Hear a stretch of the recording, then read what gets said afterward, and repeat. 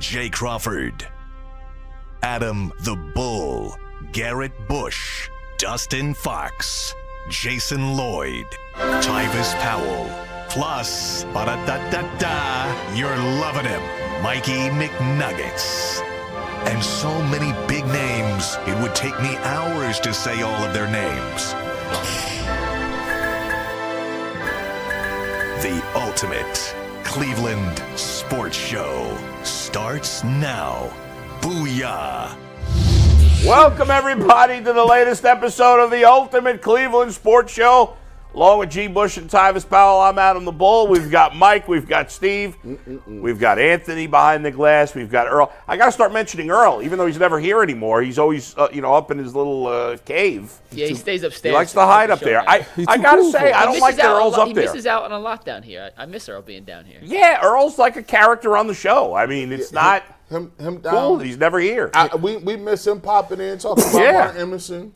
That's why he ain't down here. Dang, Martin, you didn't have to, your biggest fan got to go upstairs because he'll be. You know what? The Cavs start tomorrow. He'll be back on the Donovan train, so we'll see him again. I don't know, but I'm voting for Earl. I know Earl is very regimented with the way he does work, and I respect that because I'm a little ODD. ADD? Obsessive, OCD. compulsive, OCD. I don't know where I'm coming up with ODD. That's thinking very about breasts, maybe. I don't know. That's very odd that you would say that. Yeah, I thought you was going to say ODB. No, I didn't say that either. Yeah. But, so I understand that Earl, wants to do his thing, but I like him being part of the show here. But all right. Boy, I got to tell you something. Yeah. I woke up this morning at 5:10. Ooh. I had a nightmare. Oh. I had a nightmare. Uh-oh. And it's sad. This is, how G would know this. G, I still have football dreams. All the time. Like, so this is what's the situation. Let me paint y'all the scene. What happened? I had got signed by this team, right? And I'm back playing safety. And when you first get with a team, they don't kind of throw you in the fire. They let me get 2 reps in practice. Two reps. The first rep at safety, I'm in the post. I'm playing it's like cover 1 or cover 3, whatever. But I'm in the post safety. They throw the post route, and the guy is like a little bit behind me, but I make a play on the ball and knock it down. All right, that's good. They say, no, we want you to stay on top. We want you to be on top, deeper than the deepest. Yeah. Very next play, they ran a seam route. He overthrows the seam. I didn't get to it. After that was done, I was walking out, and they said, we going to cut that guy. And they was talking about me. And I woke up, and I had this feeling in my stomach, like I was sick to my stomach. And Why it was do you think you had that dream? I have no idea, but with the feeling that I got was the feeling that I used to get when they be like, yeah, we gonna release you. I would get this feeling in my stomach of just like emptiness, and I woke up with that, and I couldn't go back to sleep. I've been up since 5 o'clock. Oh man, I hate when that happens. What do you mean? Why you feel like you did that? I ain't played in it's been 4 years? Is it possible? 3 years? Is it possible that yesterday was October 21st? Could that be an anniversary of the day you were cut? No, I don't know. I don't think Here's so. what it is. Let me tell you this, guys. Yeah. Like, come on. We'll talk about this a little bit as we talk about players and what they do and all this other stuff today. That is ingrained in you forever. Like you've played football longer than you've played or done anything else in your life. When did you start playing football? 9 years old. Okay, so when did you stop playing football? 26. So roughly, what's that math? 17. So you've been around football for 17 whole years. How long you been doing this? I started in 21, so what's it, 3 years? So 17 to 3. This show started in 22, but I started like radio and stuff 21. That is your life. You've known that for your whole life. So that does not go away. It's ingrained in you. It's almost That's like true. in your tattoo. I have dreams sometimes about being late for a show. Oh yeah. Right? Or just sitting there, or you probably think about this. You did radio so long, you have random topics floating around in your head and 100%. ideas about shows that you want to do or 100%. topics or how you going to set this up. And you be sitting there like, why am I thinking about that? It's weird. It's dumb. It's weird. Like everybody has something. And when you actually do something that you're born to do, that your body may give up on you. Yeah. Your mind may slip a little bit, but that's just who you are. Yeah. You never.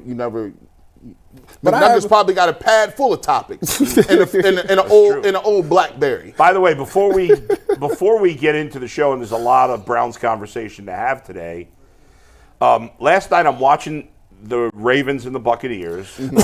Yeah. Oh, by the way, your tweet about PJ Walker, I had read. I thought you'd love that one. I read the That was comments. just for you, my Somebody friend. said Tyvus took Bull's phone. I know, that was good.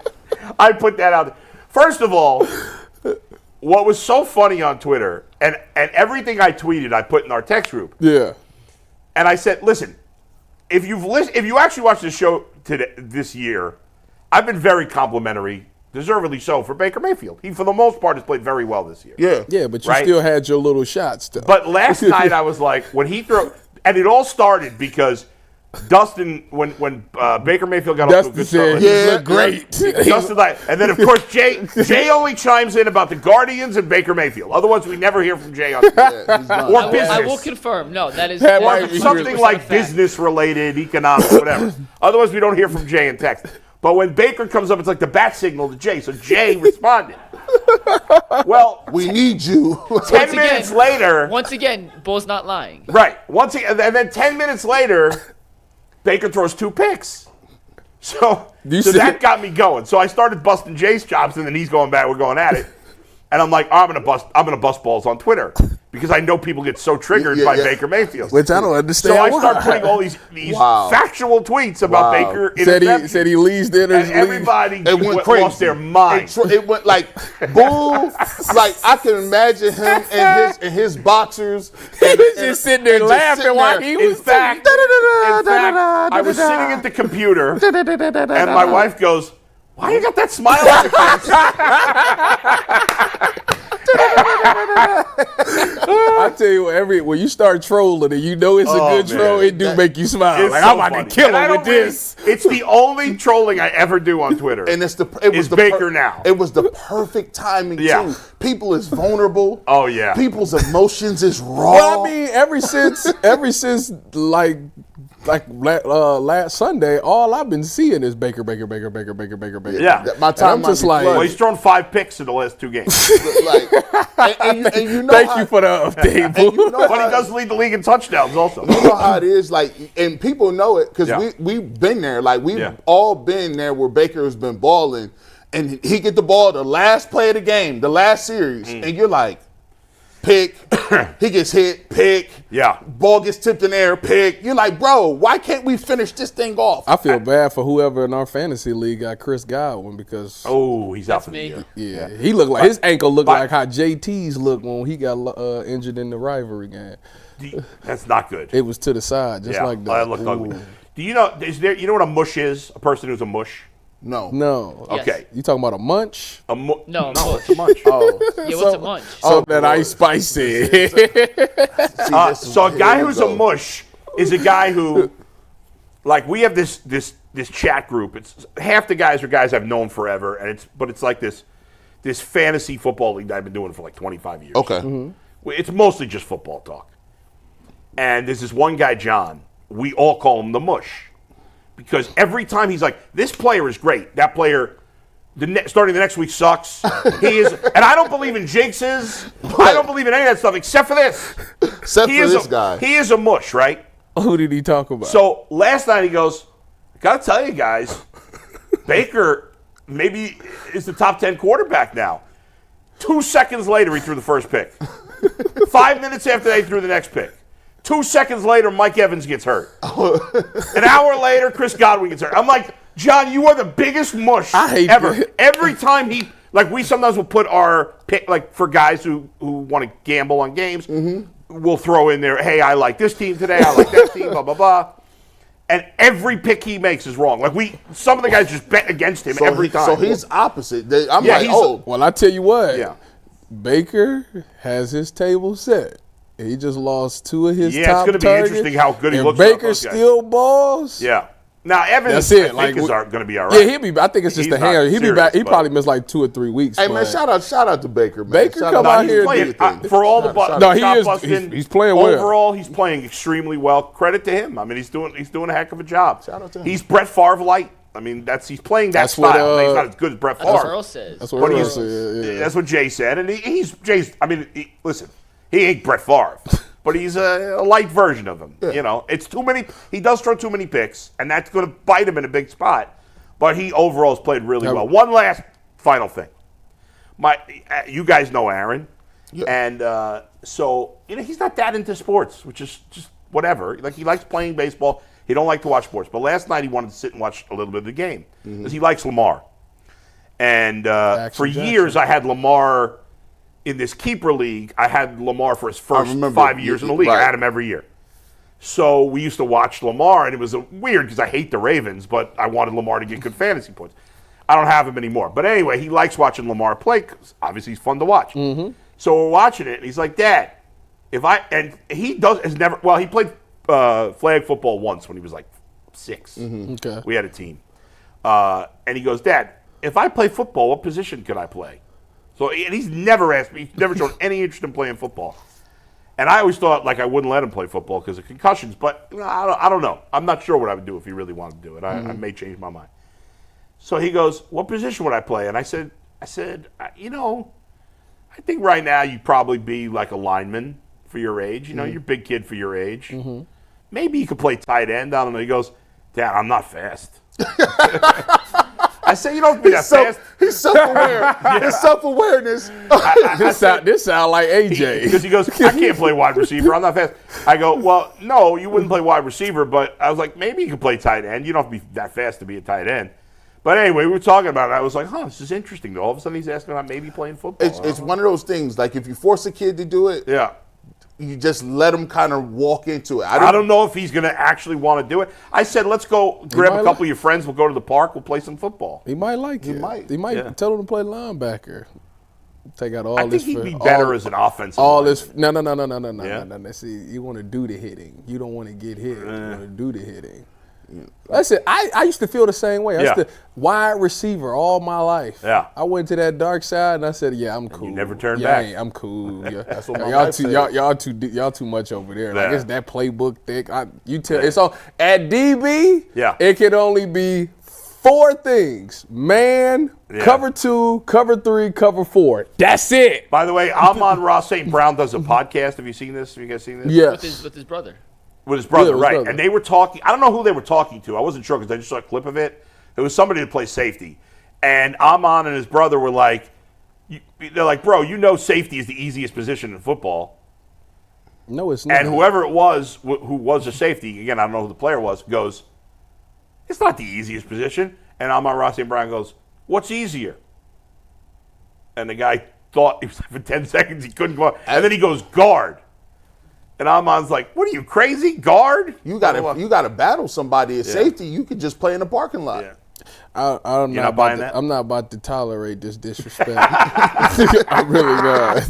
Not about to tolerate this disrespect at all. Oh, my It's not easy at all, especially when nowadays. No, because you got to check receivers, you got to check tight ends. You're in the run fit like that's it's a lot. Then you got to be smart enough to know to have everybody on the same page. You got to be able to anticipate what's coming. It's a lot that goes. You're not into accepting that. Yeah, no. All right, you got to go at it with Amon-Ra St. Brown. Go ahead, Mike. Let's get into our first topic of the day, guys, and that is brought to us by FanDuel. NFL fans can start the season with a big return on FanDuel, America's #1 sportsbook. So when you get a hunch in the middle of the game, you can check out all the latest stats, view live play-by-play, and so much more right on the same page where you place your bets. You'll get started with $200 in bonus bets, guaranteed when you place your first $5 bet. That's at FanDuel.com/UCSS. Never waste a hunch and make every moment more with FanDuel, an official sportsbook partner of the NFL. We had some breaking Browns news earlier this morning. Ooh. It wasn't big, Yeah. but technically it was breaking because we didn't see it coming. The Browns signed Bailey Zappi off the Chiefs practice squad to bring in some quarterback depth after the Deshaun Watson Achilles tear on Sunday. Real quick, guys, we're going to get into DTR versus Jameis in just a second. But around the horn, do you have any expectations for Bailey Zappi whatsoever in his Browns team? And for those who may not be aware, I know everybody here knows this, but Bailey Zappi has to be on the roster, not the practice squad, because he got claimed off a practice squad or pulled off. But he can be inactive for the game. He doesn't have to be active for the game, but he's got to be on their 53-man roster. Tyvis, the question is, will he play a game for the Browns? Will he make an impact for the Browns? No. No to both? No. Okay. Like, no. You don't think he's going to play? No, I don't. You say that if it's crazy. They used 5 last year. Why couldn't they use 4 this year? He just got here. The only game that he actually probably will be not the emergency quarterback is this Sunday. If DTR is coming back next week, if his finger is minor and he comes back next week, DTR and Jameis will be your quarterbacks. Mm-hmm. Why would you bring in a guy, have to try to teach him a playbook and all of these things when you got 2 guys that's been here that has the chemistry with these guys? Well, nobody's saying he would start this week. Well, where's the impact? My question Okay, fair. So my point is, he's going to be third. Yeah. When is he going to make this impact? All right, no and no. Yes. Is your answer. G. Bush. I think he'll eventually play this year. Yeah. Something will happen. DTR is a wet paper bag, bro. Like, he's just like, he gets on the field 4 plays. He does backflips and all kind of stuff. He be jumping over people. I'm like, bro, calm down, bro. You be selling out. What? Calm down, bro. You way too small to be doing all that DTR. You gonna get yourself hurt, bro. Like, his finger is hurt. Like, he be tackling people after interceptions. I don't know. What are you doing? Just stop hustling. What you mean? Like, no. Trust that. It's over. So let me get this right. You play quarterback. You threw a pick. You wouldn't chase it down? No. You're such a liar. No, I can't believe that you're going to sit there. That should be the new rule. You're going to sit there and say that. That should be the new rule. You ain't going to chase it down. You're going to let that man pick 6 your ball. Listen. That should be the rule. Stop it. Ask Baker Mayfield about tackling him. Right. Like you throw a pick and he about to take it to the house. You gonna let him go? No, I need one quarterback. Y'all lying. Y'all are lying. There's no way that you, as a competitor, that I'm gonna throw a pick and see that this man is gonna take it to the house and I'm not gonna stop him. Let me ask you a question. No. Let me ask you a question. Why is it? Push him out of bounds at least. Why is it that quarterbacks got different jerseys in practice? Because they soft. Okay. SOF capital T. G's right. Like they're soft. We know that. So why would I want somebody soft with an arm that costs $300 million to go tackle a linebacker? No. Man, not to mention, G, to push them out of bounds. To back up your point, I'm not. Not to mention, in those situations, y'all too scary the defensive players are looking. They're looking for you. They're looking at your ass. Yeah, but listen to me. That's the only time they can hit you. Listen to me. No, they can hit you, and they just got to lay off. You can't. But there they can. They can blow you up. You know what? Nope. Now that I sit here and think about it, wasn't it Kurt Warner who last interception he got like?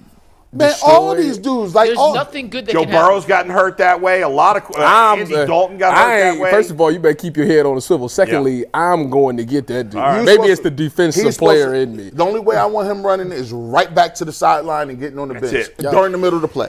But by the way, that's why they the way they are now. He's not gonna like make no type of hay or anything. Yeah. Like he's gonna play. What is he? What is this? His second year in the league? Yeah.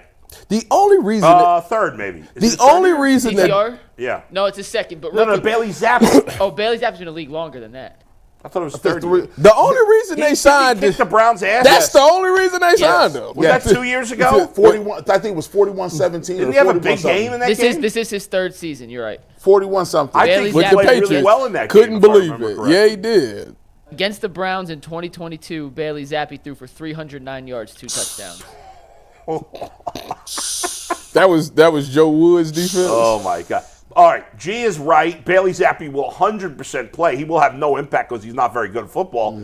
But, of course he's going to play. You said it, DTR is a walking injury. Look at that hit he took last week. What kind of quarterback takes a hit like that? Crazy, man. It was like he was helicoptering in the air. I mean, he got destroyed. I tweeted out that play and said it was funny, and people got mad at me for tweeting out that play. Y'all praise. It was funny. Y'all sit there hysterical. And y'all praise Josh Allen and the Anthony Richardsons for all what they do, but DTR can't do it. Josh Allen is and Anthony Richardson built like tanks. He built Lamar do it.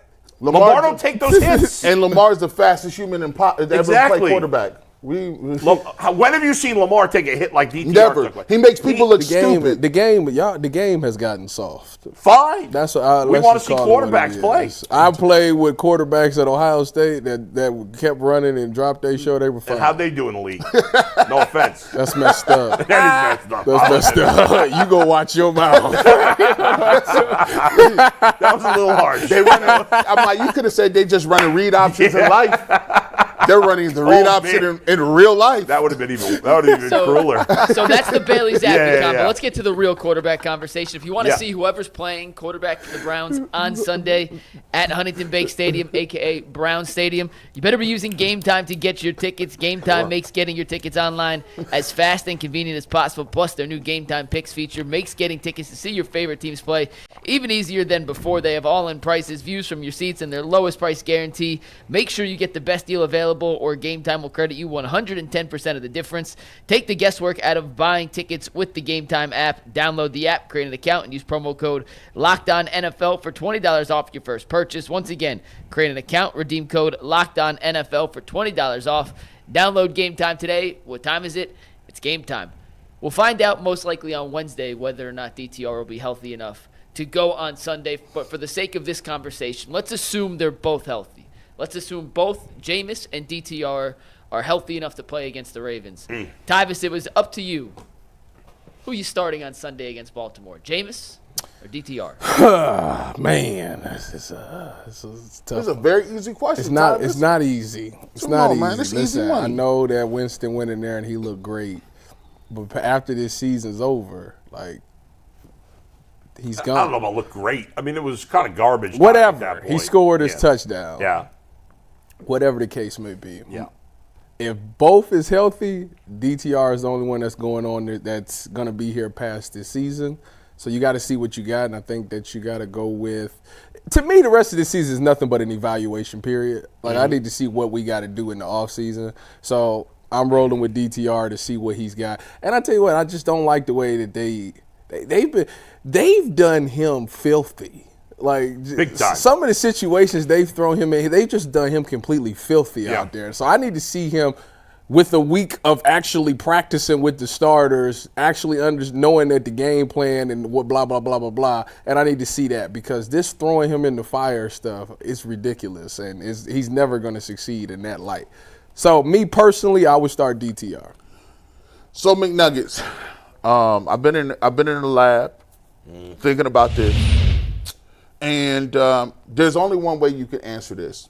And I'm going to be the first one to introduce this right now on UCSS. Live. Can I make a prediction of G's? Exclusive. What is it? Go ahead.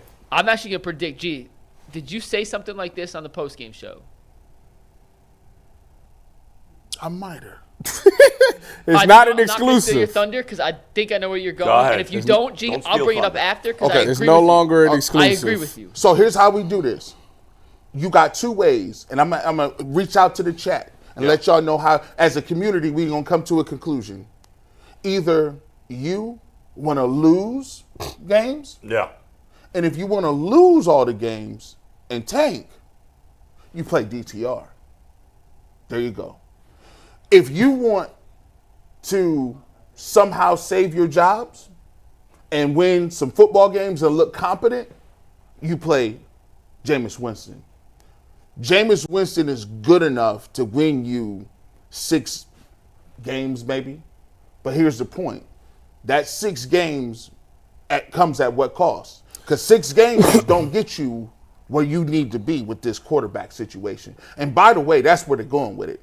If you want to tank and you want to just run around and have some games and act like you're looking for people for the future, you put DTR in, you let him take these L's, and you get you a 2-and-something record, and now we can cook and get back to what we need to be getting back to. So which route would you take? This is a difficult one. You just said to him it was an easy. It's a difficult one for me. did. Oh, this is easy work. It was difficult because my monologue was so good. I was like, dang. G, you haven't even got to the point of the monologue. G, here, alley-oop. Can I finish off the dunk? Go ahead.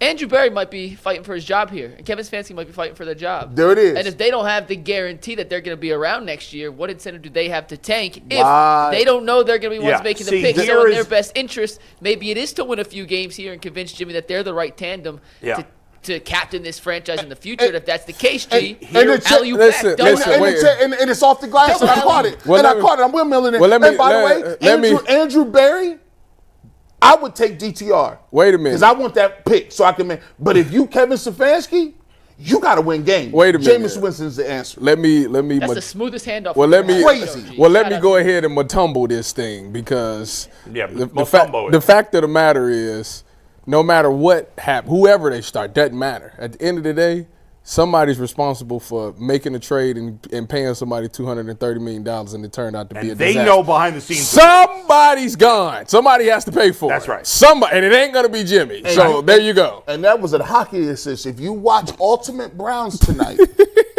I'm going to give the case for Andrew Berry and the case for Kevin Stefanski when they sit in the office at the end of the year and say, I should be here and he got to go. Yeah. Well, they going to turn on each other. I said the other day, if Andrew Berry was the driving force behind getting Watson, then he's gone. If Jimmy Haslam was the driving force behind getting Watson, then Stefanski's gone. Because then Jimmy's going to say, it's the coach's fault. He should be good. Whoever decided... gets fired. No, forget all that. Yeah. Whoever decided to fire the whole offensive staff, I'm sure that was Jimmy. The whole thing has just been a disaster. So somebody got to pay for it. That's how I look at it. Yes, Tyvis, the turn is coming because you can't have two different conflicting interests here. Think about it if you Jimmy Haslam, right? You're going to make a decision. Somebody's going to bite the dust for this one. Somebody's going to get this work. Somebody's getting maybe all of them. Now, think about it. If you have a bad record, right, and you won in something, is it easier to find a general manager or a head coach? And let me explain.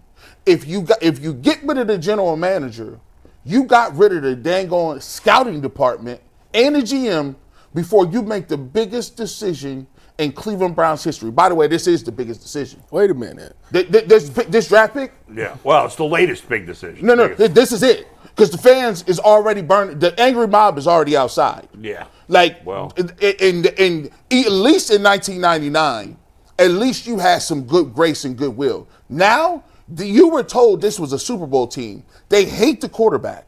They're arguing with the players. The only thing that gets you out of this is another shining savior. And they building the dome. And they building the stadium. And we got to make sure that thing is packed in 2019 and 2029. All the problems the franchise has right now can all be solved by getting it right at quarterback. Something they have not been able to ultimately do since Bernie Kosar. It's the biggest decision, boy. Well. Yeah. Again, it goes back to who wanted Deshaun in the first place. Yeah, well, we don't know that. Because if that person is still around and is giving out thought on the draft pick, like that, you can't do that. Yeah. No. You lost lost credibility. Here's the problem. Do I trust Andrew Berry? Not really. But if I fire him, do I trust Jimmy Haslam to hire the right GM to replace Andrew Berry? No. He hired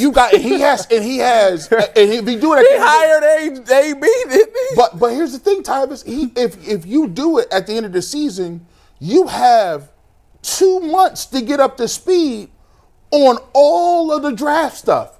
You're drafting a brand new guy. Let me ask a question. Why did Dorsey get fired? I was just thinking that. I'm trying to remember. I liked Dorsey at first. I kind of soured on him as I soured on Baker.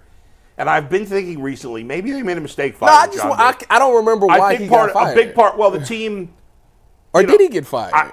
He did get fired. Part of the reason he got fired is because he refused to allow Paul DePodesta, they weren't listening to the analytics people. They basically were just making choices we're taking this guy. Now, listen, John Dorsey drafted Patrick Mahomes, although everybody gives Andy Reid the credit. Did he? He was in Kansas City for that? He helped draft a lot of them dudes that turned around in Detroit. In fact, I watched a video recently. Where is he at now? Detroit now? I think. Yeah, he's with think Detroit. so. I saw him at the gas station like 2 weeks Oh, ago. yeah, he say he still be around. He'd be right by my house. Yeah, he still be around. He I was saw. Speaking of which, I saw Big Z yesterday. really? You see him all the time. He must live in Rocky River. He's Because I see him. I don't like to say where I see him No, because I feel don't- like No, No, please but- don't. Yeah. But I saw him. Protect his safety. Yeah, but here's the thing in terms of Jameis and DTR. I understand that fans don't like the word tank. The players are never going to purposely lose games. Yeah, right. The coaches are never going to be purposely lose games. When you have instability in an organization, and the Browns for the most part since '99 have been an unstable organization, it leads to what you guys just said, or you and Mike. You guys said, well, Kevin Stefanski's got to win, so they're going to play James. Well, you can't run an organization that way. If you have coaches making, I'm not saying this is going to happen, but you guys suggested it would, and you may be right. If you have coaches making decisions that are bad for the organization but good for them personally, that's terrible. The best thing for this organization, now, you could argue, well, maybe you play Jameis because it signals to Myles Garrett and Nick Chubb and Joel Bitonio and the other veterans, hey, we want to try to win. The playoffs may be a long shot at this point, but we want to try to give you the best chance to win. And obviously, Jameis gives them a better chance to win than DTR. But the reality is that if they play Jameis, they'll win enough games to cost themselves a shot at the first quarterback. That's in the this draft. point, yeah. And if they play DTR, there's a good chance they'll win 3 games this season. Yeah. And right now they have the first pick in the draft. They could easily end up with the first pick in the draft. Now, I don't know enough about college football to know if there's a short thing at 1. I know you guys have talked about it a little bit. It's a crapshoot this year. You know, but there may turn out to be a guy when it's all said. everybody and done. loves I say, Cam at Ward. the moment right now, there's Yeah. no consensus on who the top quarterback Right. prospect is. Who's this guy? Cam Ward? Cam Ward from Miami. No, there's some big Shador white dude. Sanders, Quinn Ewers, Beck, Carson Beck. Carson Beck. Beck. Somebody was. Carson Beck. Saw some At video Georgia. about this Carson Beck guy. He was I don't throwing know Coming anything into about the him. season, they thought he was for sure the number 1. So what's happening with He's him? been He's playing throwing a badly? lot of He- picks. yeah, He's been getting under What pressure. team's he on? Georgia. Georgia. Can I say one more thing about Jameis real quick? Aditi just texted me. She's hopping on right now, so I'll have Yeah. Aditi in a sec. Heading into this season, the Browns had a top 3 ranked roster by almost any scouting site, whatever we looked at. I think we could all agree we may have overrated some of the talent on the roster. We 100% overrated 100%, talent. okay. Yes. Do you think if they play Jameis, it gives you a chance as an organization to evaluate the baseline of where some of these guys truly are, so you know, hey, we have to move on? But from who? player. Who don't you know about at this point?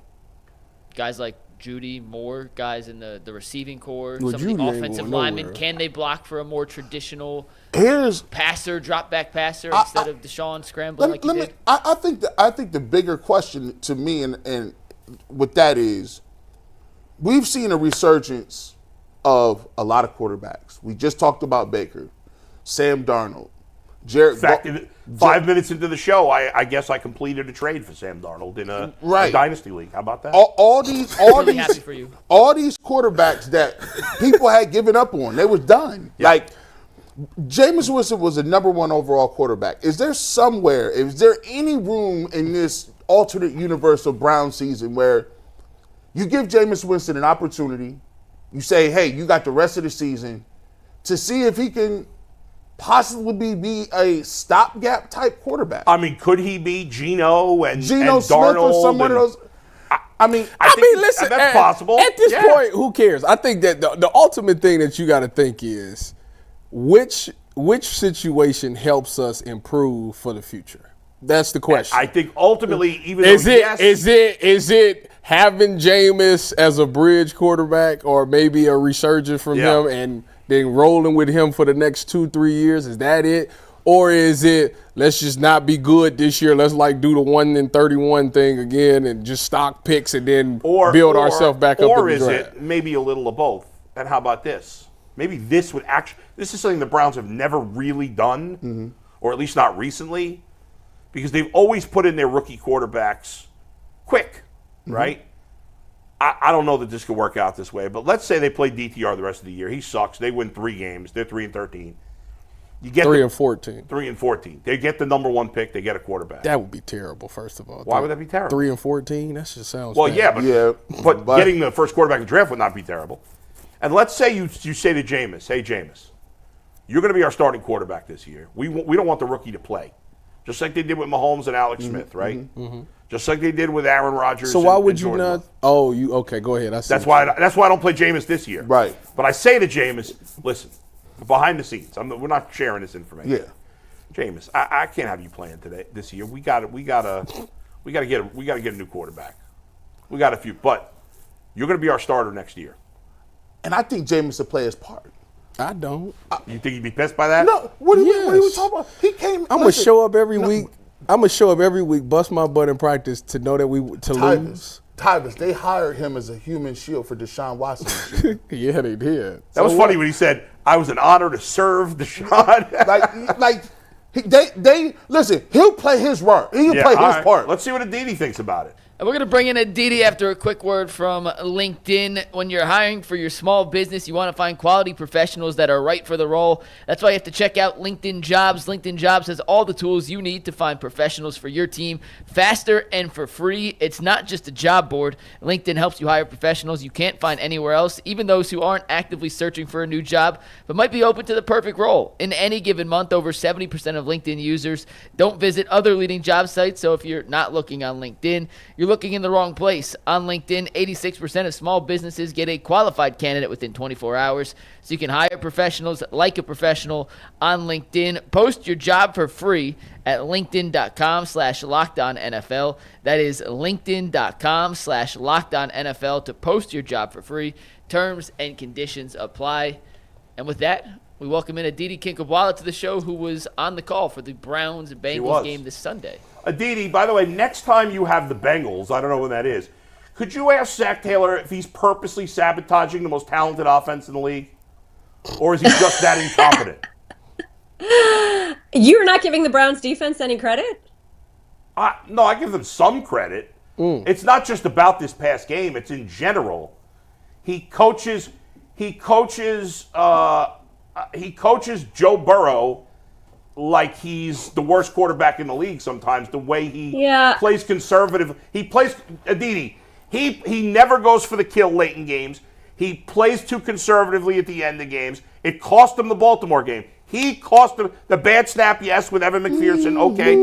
He cost him that game with his conservative play calling. He is not a good play caller. And all right. Joe Burrow, and he would have been fired. He'd be fired by any other organization, but Mike Brown's, as usual, asleep at the wheel, and they're going to waste Joe Burrow's career. They're not going to re-sign Higgins. They may let Chase go, and then they're screwed. So go ahead. Sorry. All right. Is the rant over? Yes. Is that, really, it's sort of crazy that your team has righted its ship. Its defense has gotten healthy. T. Higgins and Jamar Chase are where you want them to be. Higgins being healthy, Jamar Chase is in the right space. You have one of three quarterbacks in the NFL that gives you a chance to win any one game. This team could now rattle off 11 straight wins, 10 straight wins at this point. And you are talking in a room full of Browns fans who have every right to feel unhinged, and yet you are the one that wants to be talked off the ledge. I don't need to talk to this man. Talk to him. I don't need to be talked off the ledge at all. And Browns fans, you can't talk Browns fans off the ledge because the season's over. But Zach Taylor is unquestionably Really? Last year, coach. didn't people think the season was over, and then Joe Flacco came in and did all sorts of magical things? Aditi, Look, I am not. I don't want Myles Garrett yelling at me. So I am not one of those people that is ever saying an injury is a good thing. Yeah. Seeing Deshaun Watson cry, no matter what is in Deshaun Watson's past, no matter who you think Deshaun Watson is, you have to be completely lacking in empathy if you don't see a man crying and not feel sorry in some way. So it was. I was standing right there. It was brutal the way his leg just. Non-contact, just the way that it happened. I feel for any man who's crying. Maybe that's going too far to say any man, but in any case, separate of that. Yeah. Perhaps now the Browns can actually run the offense that they should be running. Perhaps now Kevin Stefanski can run the offense that he wants to run and that his offensive line wants to be run. Perhaps now someone like Deuce Staley can take over the installation of the offense, and you can see the Browns stop with the unforced errors that clearly are a sign of just but the season is still over. Teaching of some sort. We missed something. It's confusion. It is mass confusion. watching the way the Browns played on Sunday, and remember, I've got no dog in this fight other than the fact that I would like to watch quality ball. But watching the way the Browns played on Sunday up close was so maddening because so much of it was about basic attention to detail and knowing what you're doing. And so perhaps if they go back to what has worked well for them for 3 years, if we go back to seeing some of that under center, those boots, that the run game that we're used to seeing, perhaps if we see some of that, we'll see a more functional and a more well-oiled offense. And that defense finally played the way we've expected this defense to play. You know, Jim Schwartz talked to us at length about not having these guys during training camp. You guys know that he bit my head off when I asked him about building off of last year during the preseason. Yep. And it was very valid. He hadn't seen anybody in the preseason. He hadn't had his entire defense together. And he told us, look, training camp for a coordinator is to figure out what your defensive identity is, who your players are, and what best fits your players. And he said to us on Friday, we're 7 weeks into the season, and I still don't know that because I haven't had all my guys healthy. It was very smart of him to play as much zone as he did. I'm sorry I'm cutting you off, Tyvis. It was smart of him. It felt like he's finally got his guys back. He's finally getting a handle on what he wants to do. If that defense can keep playing well, you don't need as much out of the offense. Just be clean on offense. And the Browns haven't been clean because they're doing who knows what. Now, if they go back to doing what's worked for them for 3 years, maybe that's not a bad thing. I like this fired up and feisty Aditi. I like this. No, I'm going to cut Tyvis off. It was ugly, let me tell you. Ugly football really irritates me, Jim. And guess who I get this week? The Jets and the Patriots. Oh, Imagine what kind of mood I'm going to be in next week. You mentioned something. You tried to sneak this in. You snuck this in. I had to rewind the tape. What you mean by Deuce Staley installing? What was that? Who's installing now? And what is Deuce Staley going to be doing? I need to know what's the tea. What's going on? You know what? I think Deuce Staley is a great teacher. I think he's somebody who's seen a lot of football, who's done a lot of football, who's had success on a lot of levels, done a lot of football. That doesn't make a lot of sense, does it? But he's a guy that I feel really strongly about his teaching ability and how he is aligned with Kevin Stefanski on what sort of fits this line, these running backs, and what they should be wanting to do. And look, for the way that the Browns have run things since Kevin Stefanski has been here is that the offensive coordinator, who had been Alex Van Pelt, was in charge of install during the week, and Kevin called the plays on Sunday. And I don't have a problem in any way with the way that Kevin calls the plays. He's openly said that it's the best part of the job. It's what he loves doing. I just think that the offense has not been as crisp or clean or on its details. And a lot of that has to do with the install. So why not try something different? Is Dorsey installing or Kevin's installing? Well, the offensive coordinator is the one that is installing. So that's Dorsey, right? Okay. That would be Dorsey, under my understanding. There you go, Tyler. You good? I'm good. All right. My bad. Thank you. I appreciate that. Thank you for allowing me to I have like your this beard, bro. Aditi. But look, let me be clear here, right? Like, this is way above my pay grade. That's just sort of my suggestion. This is something that I think that sometimes you need to kind of doing the same thing over and over again and not getting a different result is sometimes the definition of insanity. No, it's the exact and definition. The fact that this team, this many weeks in, is, to use its own phrase, shooting itself in the foot, which it really is. I mean, there's a lot of sloppiness going on. You've got to change something there. And if you're not fully understanding what it is you're supposed to be doing, that's not just about a play call. That's, do you understand on Wednesday what you're doing? Do you understand on Thursday what you're doing? Do you understand what you're doing on Friday? So again, I'm not saying any of this is happening. I'm not saying any of this is even a great idea. It's just my idea. Okay. Well, Aditi, I'll tell you a wise coach once told me that if a player does something on the field, they're either being coached to do it or the coach is allowing it to happen. So either way, they need to figure that situation out. But I want to talk to you about the quarterback situation. We had the question that if both quarterbacks was 100% healthy, DTR and Jameis Winston, which one do you go with? Which one gives this team the best chance to win on Sundays? But winning is not best for the organization. I like DTR. Yeah. Yeah, I like DTR here. I think that you ride with DTR. I love this young man's moxie, his leadership, what he can do with his legs is impressive. Somebody tell him to stop windmilling over guys, stop blocking, stop running into guys, stop hurdling guys. Somebody. It's funny because Jim Schwartz was actually telling this to us about Joe Burrow, that when he saw Joe Burrow as a rookie, that's exactly what he said to him. You got to stop playing this way. Take care of your body. Somebody tell DTR that. But you know what? I really enjoyed watching him on the sideline. And actually, Jason Lloyd and I were on the phone yesterday, and I told him this. Jameis is a great teammate. Jameis was up and down the bench, encouraging guys, receivers, offensive linemen. He was keeping guys' head in the game. He was constantly on the tablet talking to DTR, even before either of them was in the game, just kind of teaching. He's a wonderful personality. He's a wonderful guy.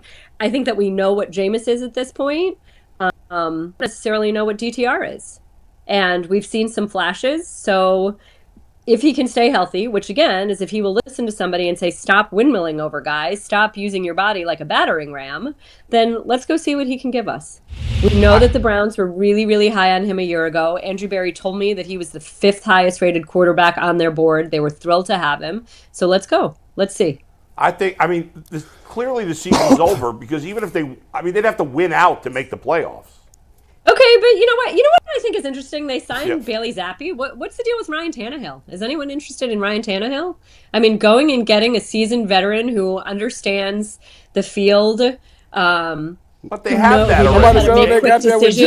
Who knows how to get rid of the ball. It worked for them last year with Flacco. Mike Vrabel's got a great relationship with Ryan Tannehill. He knows how unbelievably tough he is. Is that something worth kicking the tires on? Aditi, if they wanted that, why wouldn't they just play Jameis?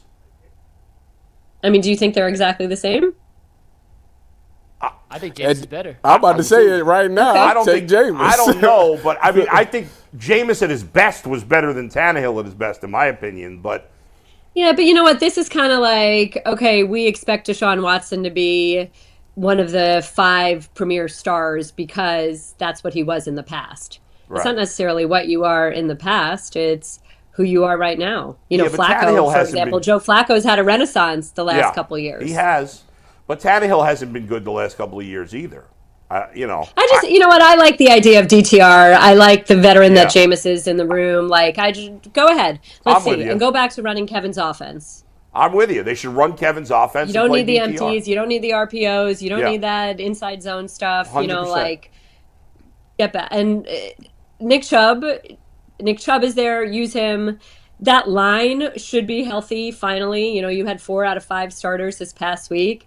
The way that they will want to block for Nick Chubb and in the offense they're familiar with, all of those are good things. What was it like being able to talk with Nick this week? He's just... I told him that I read his Players Tribune piece to my son as a bedtime story. What did he say? He's just the best. In that quiet way of his, he smiled. He said he appreciated hearing that. Thank you. He's just all ball. He was so ready. He's funny. I said to him, every single teammate is saying that they're hoping that your presence alone makes them play cleaner, that you bring an emotional boost, that you get the fans all fired up and into the game. And I said to him, I'm like, does that add a little pressure? And he's so funny. He's like, well, when you put it that way, I guess a little. But then he said, he's ready. Yeah. And he's so focused. Everything about him is focused. I didn't see him huffing and puffing even once on the sideline. I was watching to see, because football shape is different than being in any sort of regular shape. Thanks. But Kevin Stefanski told us how even at the Greenbrier, he was out running those hills every day. That here at the facility in Berea, 6 a.m., before the sun is up and before Kevin Stefanski's even in the building, Nick Chubb was outside on the practice fields running sprints. The way that guy works what he gives to everybody. It's just whatever. He's my favorite player. He's the best. He really is. Thank you, Aditi. Great stuff as always. That's it. All right, guys. Don't get me in trouble, okay? Please don't get me in trouble. I don't know. I just feel like I'm always getting in trouble for something. I got to call you off the air because there's more in between the lines and some of that stuff. So, all right, guys. We'll talk to you later. We'll talk soon. Bye. Yep, for sure. Thanks, Aditi. Yeah. Well, listen. Did I do something? No. You put a magnifying glass on it. There's something with that Deuce Staley situation. Yeah, you was like, whoa, I know. Why that? I mean, she could have got that off. I'm just, but I'm inside private eye. Yeah.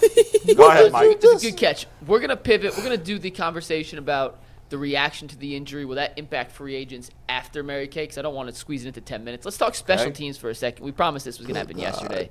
And the Browns special teams unit on Sunday was just frankly not good enough. Steve, you want to take this full. They had 4, and Bull, you actually pointed out, it may even be 5 major miscues in the game against the Cincinnati Bengals. They allowed the opening 100-yard kick return touchdown. They missed a field goal. They missed an extra point. Foreman decided to, instead of taking a knee in the end zone, take it out, got tackled at the 7, forced a ridiculously long drive that they ended up punting on anyway. And, Bull, you mentioned they had the long punt return they allowed as well. The special teams unit this year has not been what it was last year. Dustin Hopkins has regressed. Outside of Bjorquez, the whole unit kind of looks like it's just in shambles. Let's start with the kicker first of all. Yeah, you can start with Hopkins. The Browns have violated, in my opinion, 2 rules, and they've screwed up amongst the many other things. Right. Never draft a kicker, never pay a kicker. Now, the first one is 100% never draft a kicker. The second one, there are exceptions, but Dustin Hopkins is not in that group. To me, are you in Justin Tucker, I pay him because he did it for a bunch of years in a row. A ton of Dustin Hopkins had been just a guy, and he had a great year last year. But we've seen this a million times before with kickers. They're good one year, they suck. Kickers are like relief pitchers in baseball. You can't trust him from year to year, except for I know he was bad in the playoffs, but I know Clase is going to be good next year. There's a handful of guys. Same thing with kickers. I know Justin Tucker is going to be good year from year, right? Or whoever the next best kicker is, the next top 2. But Dustin Hopkins is one of these random dudes. To pay him was stupid. Now, ultimately, Jimmy spends crazy money, so it probably doesn't matter, but. Well, my thing with Dustin is he did this last year. It would be situations where he missed extra points just randomly. I don't know what that's about. Now, as far as the kicks go, he was pretty good. I think what he missed last year, 2, 3 kicks maybe, something like that. 31 of 33. And what's he so far this year? 7 of 10. He's already missed 3 kicks. And but extra points, he always. I don't know what his deal is on extra points. He be. Man, I spot shadowed this dude. Hook 'em horns. He had a huge blunder against the Jacksonville Jaguars by going offside on the kickoff, nullifying a whole fumble that we got inside the 20-yard line. Also, on top of that, he's not kicking the ball where he's supposed to be kicking the ball at, bro. You're supposed to be angling the ball to a certain side. You kick it in the middle of the field and wonder why they take it back. Yeah. And by the way, this is he kicked that opening kick straight down the middle. Did Charlie Jones even get touched? He did. And he ran. That's a tactical error. You're supposed to put that on the right. You're supposed to put that dang there on the sideline. And if you don't, and then here's the problem. He don't even seem like he got the leg to kick it out of the end zone. I bet you he kick it out the end zone now.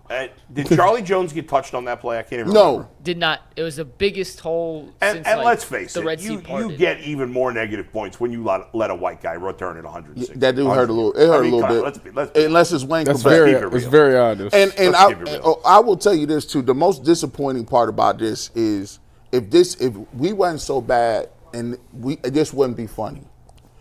This is why I get on Kevin Stefanski all the time. And y'all can put the cape on for Kevin all you want. That's cool. Kevin Stefanski has 3 to 4 things that he does a game that you're like, what are you thinking about? What was it this time?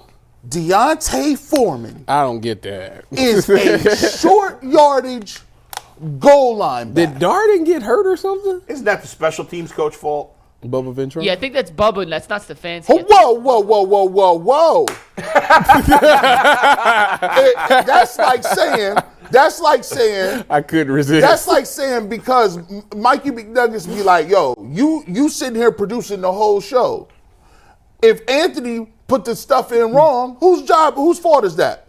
Mike's. That's a good point. I just told him to fix the graphic because we had a right? But we bust Anthony's chops. We don't bust. But was Jalen Darden hurt? That's the question. It falls. I don't know what's going on. They just signed him. I'm saying, like, what, did he take every kicker? Because I know Jalen Darden was punt returning. No, Darden played. He played played over in the Elijah game. Moore early Yeah. in this game. It was the whole weird. Remember, Stefanski said Elijah was suspended for the first. Yeah, two what is drives. that? That's so stupid. Well, let's ask Mary Kay.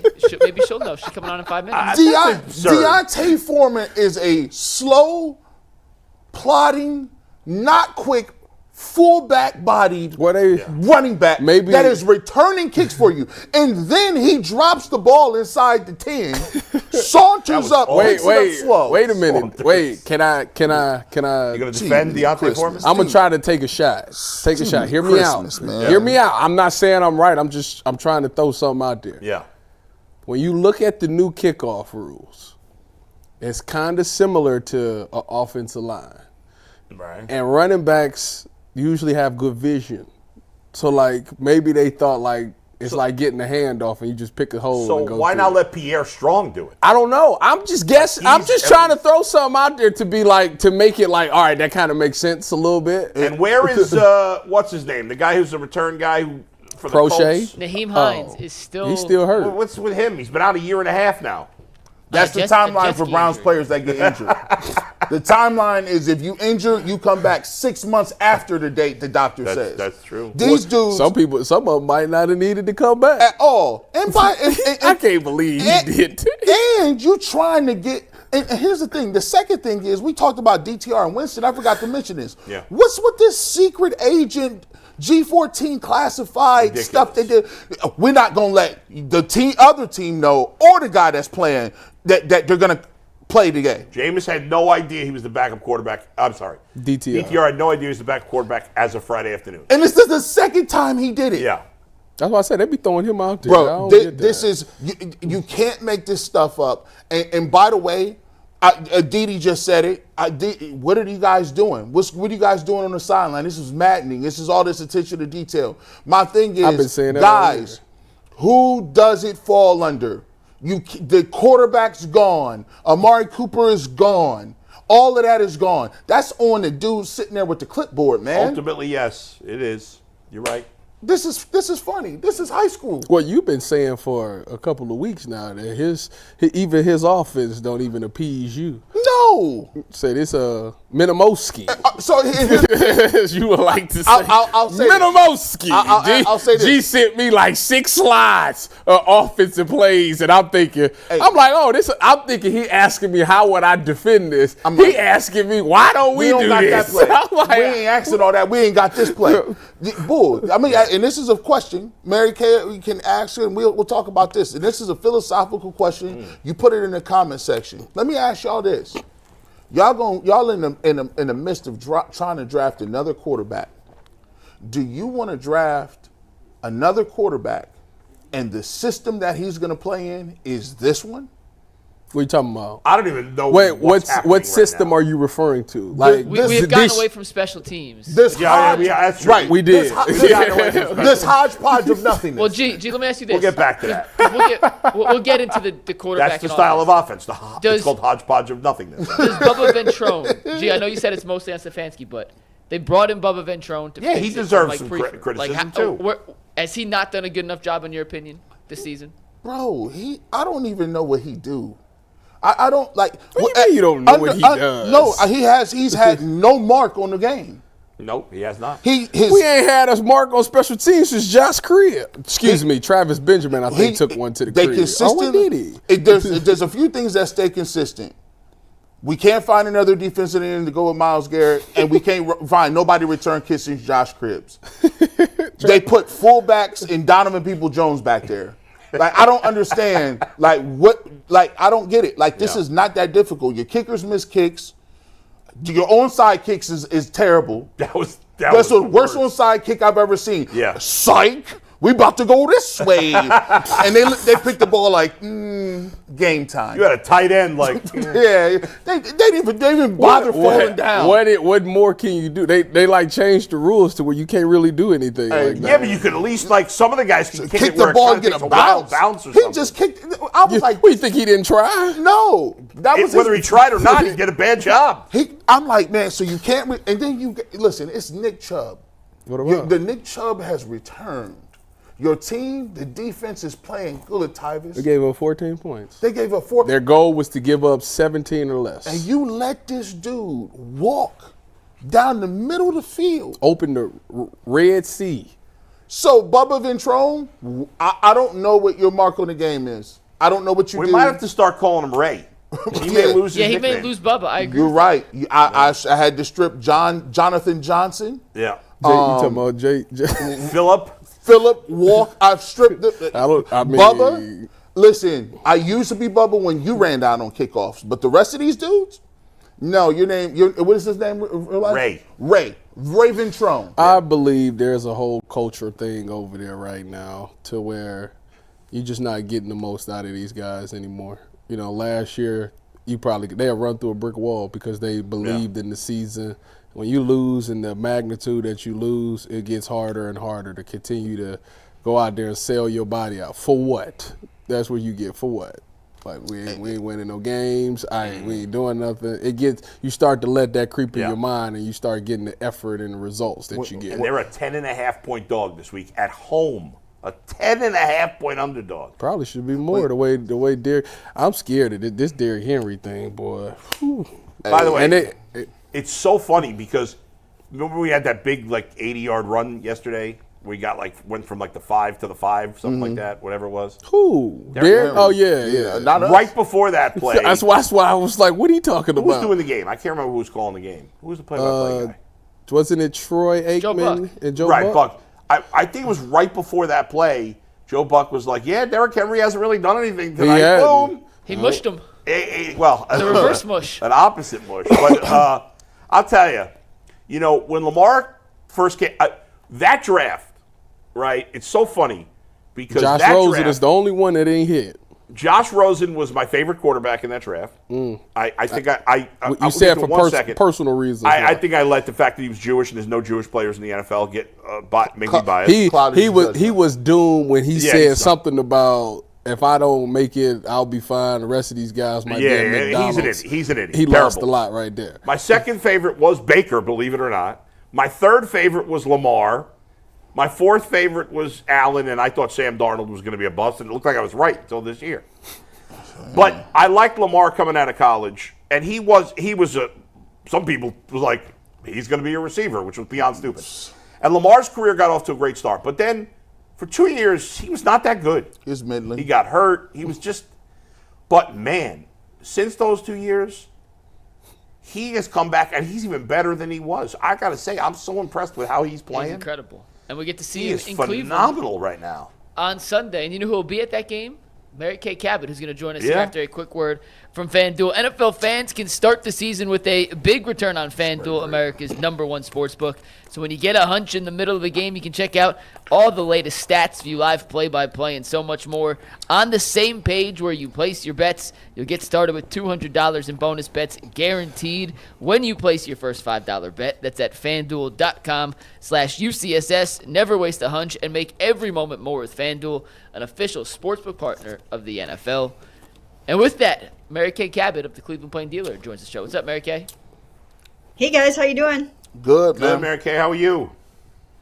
I'm doing great. Just getting through it all. Yeah. That's a crazy.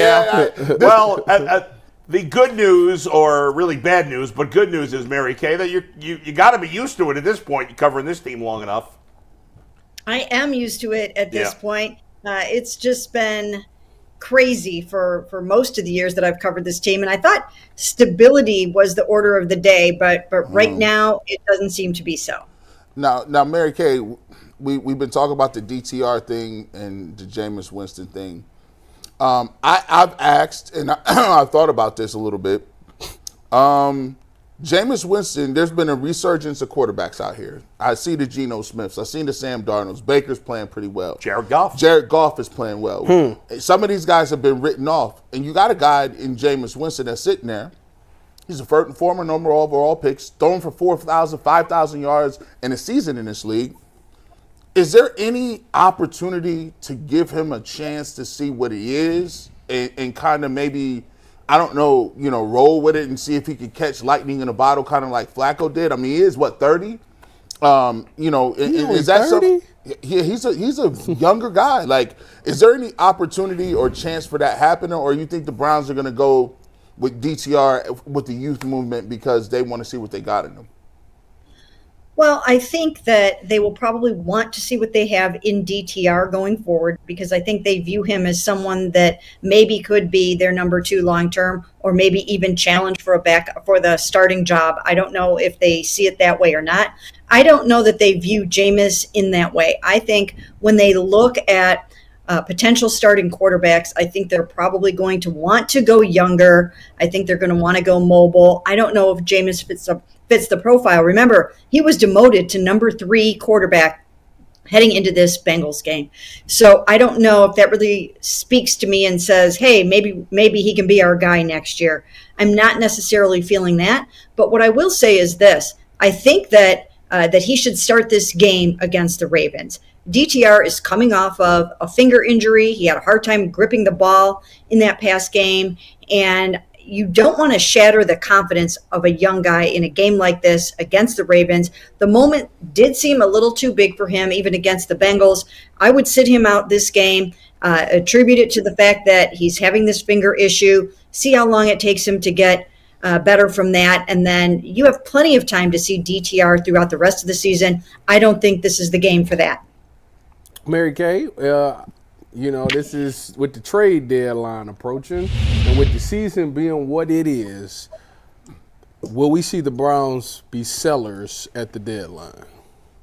I think they will be. I think they could still also be buyers, because they have to restock this football team for next year in some areas. So if they see some things, some receivers or some other players out there that they think can help them, I think they will add a few guys as well. But certainly if a player is in the final year of his contract and someone is willing to come along and offer them something decent for it, they will go ahead and make some of those moves. What I don't think they should do is conduct a fire sale and get rid of the Myles Garretts and the Denzel Wards.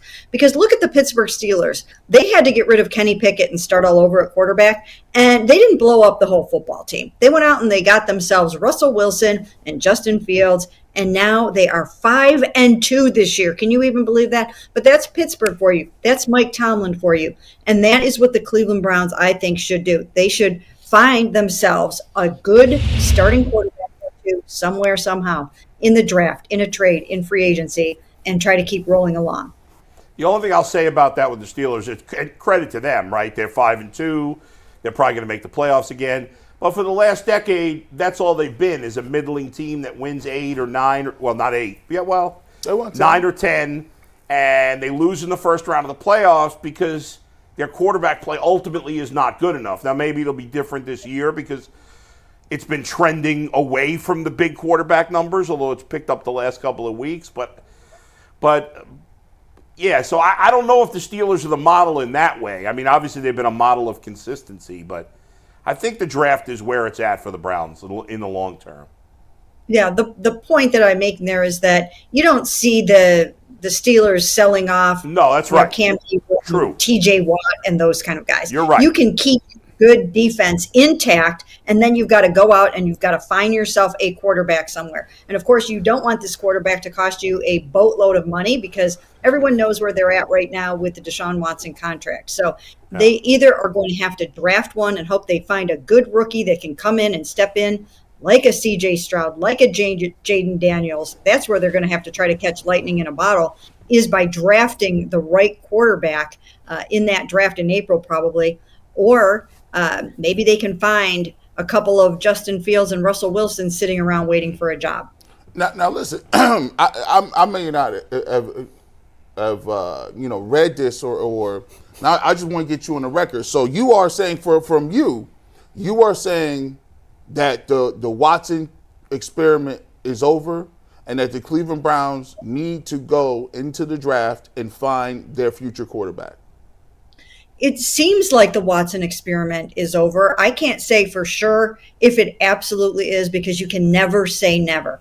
But that sort of felt like the end to me. And even if it wasn't the absolute drop dead end of him in a Cleveland Browns uniform, you still have to go out and find a starting quarterback for next year, because you don't know when he's going to be able to come back from this or how he's going to be able to come back from this. I think he's having the traditional surgery, which could take 9 months to a year to come back from. They are coming back from them in about 9 months now, 10 months, but still you're looking at, once again, a training camp where he wouldn't be able to practice.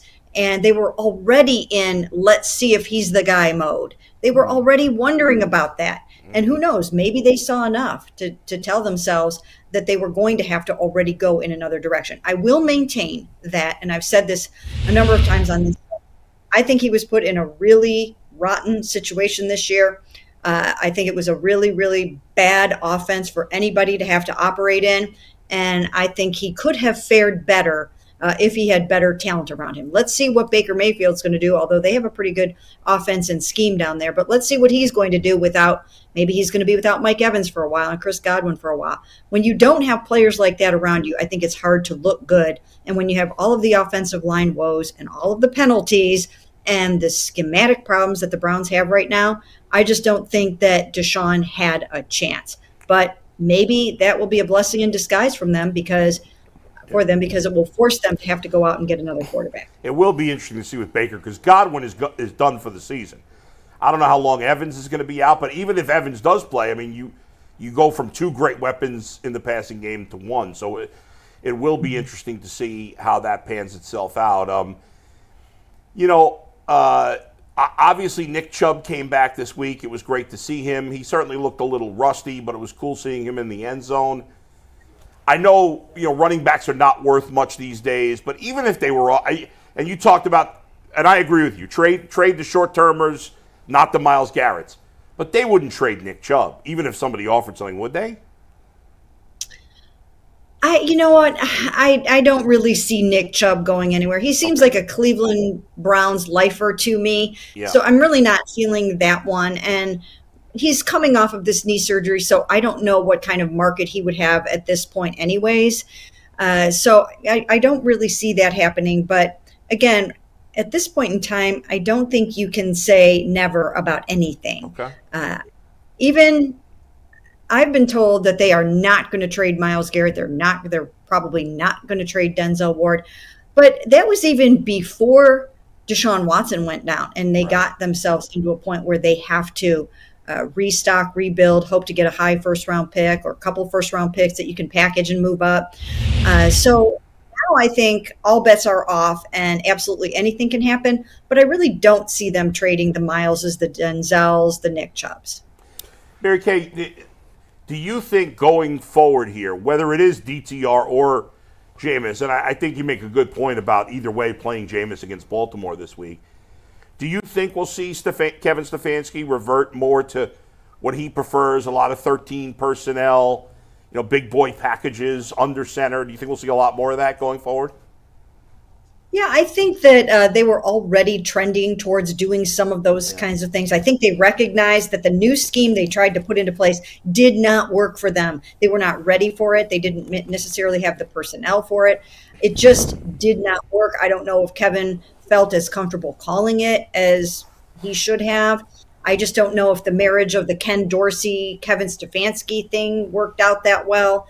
So I don't know where they're going to go with all of this, but I do think that they will revert to doing the things that Kevin knows he can call and that these guys can get the job done with. And of course, things will be different if you've got DTR in there or if you've got Jameis in there, because you're talking about a dual threat running quarterback or you're talking about more of a pocket passer.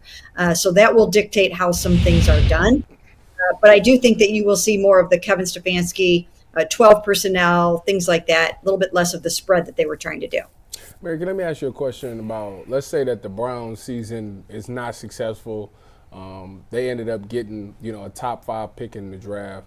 Is it 1,000% guaranteed that they're going quarterback, or do you think they could go left tackle? Because that's another area well, the whole offensive line this year has not performed well. Do you think left tackle could be another position that probably they would go at, and would the fans be mad if they did? Well, I do think that is an area they're going to have to address.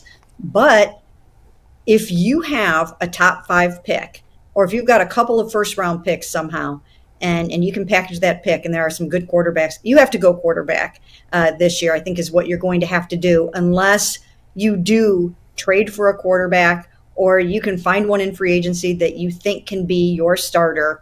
If there's some other way that you can land a good starting quarterback, then by all means go ahead and do that. But if not, and you see some good quarterbacks up there at the top of the draft, when you have a top 5 pick, that's what you have to use it on. You can find almost anything anywhere else. But if you want the best quarterbacks in the NFL, you're going to have to go grab them very, very high in the draft. Go ahead. Well, let me ask you also about the coaching staff. There's a lot of things that this year, they made a bunch of replacements on the offensive side of the ball. Do you think that at the end of this season that they will reevaluate those changes they made, and could there be potentially some changes made to the offensive coaching staff again at the conclusion of this season? Well, I think they're going to have to figure out if the whole Ken Dorsey thing worked, and if that blends well with what Kevin likes to do, and how that's going to go. I think that the offensive coaching staff this year, I think they did not function the way anybody thought that they would altogether. And I think that they really missed the Bill Callahans of the world, and they might have missed Alex Van Pelt and some of the other coaches that they had from last year. So there might be some changes on the offensive staff. As far as head coach, GM, those kinds of things, I don't think those guys are in any kind of jeopardy, but you never really know. When you're dealing with Jimmy Haslam, he's an impatient owner. He needs to drum up support for a new stadium. So I'm not seeing or feeling that they would do anything with those guys. But at this point, as I said earlier, all bets are off on anything when you're 1-6 and going nowhere. Mary Kay, I'm sorry you have to suffer through covering more losses, but that's the job, unfortunately. Thank you for joining us. We appreciate it as always. Thanks, guys. Appreciate it. Yeah, not pretty. She's seen a lot of losses. Hey, listen, I thought she was forthright. I mean, she basically came out and said, "Oh, it's a wrap. You got to draft a quarterback." Yeah, that's it. And Mary Kay obviously has, she's defended Watson more than most. I mean, so if she's saying that, I was like, "Oh, okay." That must be the temperature. Yeah, like, people's moving forward. This thing moves fast. I tell you, just evaluate how it's a good move. point. Like he's not going to be ready for the start of next season, probably. No, and real quick, and then we'll do a read. Yeah, I don't think Deshaun's arm looked the same this year. All the numbers backed it up. So he had to use his legs a lot more often. He's coming off an Achilles now. Yeah, he's gonna have a potentially bum shoulder and arm, and a potentially bum ankle. Look at Aaron Rodgers. He could Wait a minute. Are you talking about the same shoulder that they told me was better than before? Told you that. Yeah, they lied to your face, Tyvis. They lied to you. Not to mention, he's just going to miss another year of football. And the thing that was missing that everybody agreed on, even people that was in the Watson camp, was that he didn't have the same level of electricity in his scrambling ability. Yeah, he was able to move a little bit, but you saw Jaden Daniels, you're like, dang, that dude is moving. Different levels of athlete. All right, guys, let's get a read in, and then we will talk about the impacts of some actions on Sunday and how that could affect the team moving forward. But if you want to see the Browns in person this season, you can probably get tickets for pretty cheap now. And if you want the cheapest tickets, you better be using the Game Time app to find it. Game Time has a new feature called Game Time Picks that makes getting tickets to see your favorite teams play even easier than before. Game Time Picks filters out the fluff to show you only incredible deals on great seats, so you don't have to waste time searching through thousands of tickets. You can get priority curation, making it easier to save on any live event in your city. Their all-in pricing feature shows you the total up front with no surprise fees. At checkout, you get a panoramic view from your seat in the app before you buy. So take the guesswork out of buying tickets with Game Time Picks. Download the app, create an account, and use promo code LOCKEDONNFL for $20 off your first purchase. Once again, create an account, redeem code LOCKEDONNFL for $20 off. Download Game Time today. What time is it? It's game time. Tyvis, you weren't here yesterday when we discussed at length the fans' reaction to when Deshaun Watson got hurt, and then the players' reaction to the fans' reaction to that situation. And you, as a former player who spent 4 years in the NFL, does that kind of stuff impact players' decisions to sign with a certain team? Do those rumors and those conversations about how a fan base treated a player in that particular instance, does that have any impact on a player's decision when it comes to his future with a certain team? No, that's not something that somebody thinks about off the top of their head. When you sign in with a team, obviously I was never in this case. I was taking whatever job was available to me. But, being around and listening to guys, obviously the money plays a big part. The city plays a big part.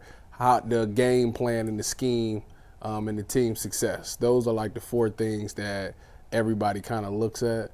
You get there when you go on your tours, you see the facilities. Obviously, that's another part of it. Browns don't have any of those advantages except for the money. But when you think about like the fan base, listen, when you think about the Browns fans, you think about Philly fans, Cowboys, you just think that those are passionate people, And the good news is if I come here and I do my job and do what I'm supposed to do, I would never be on the bad side of the fans, a la Nick Chubb, Amari Cooper, guys like that. You never really end up on the bad side of the fan base. So that's not something that I'm thinking about.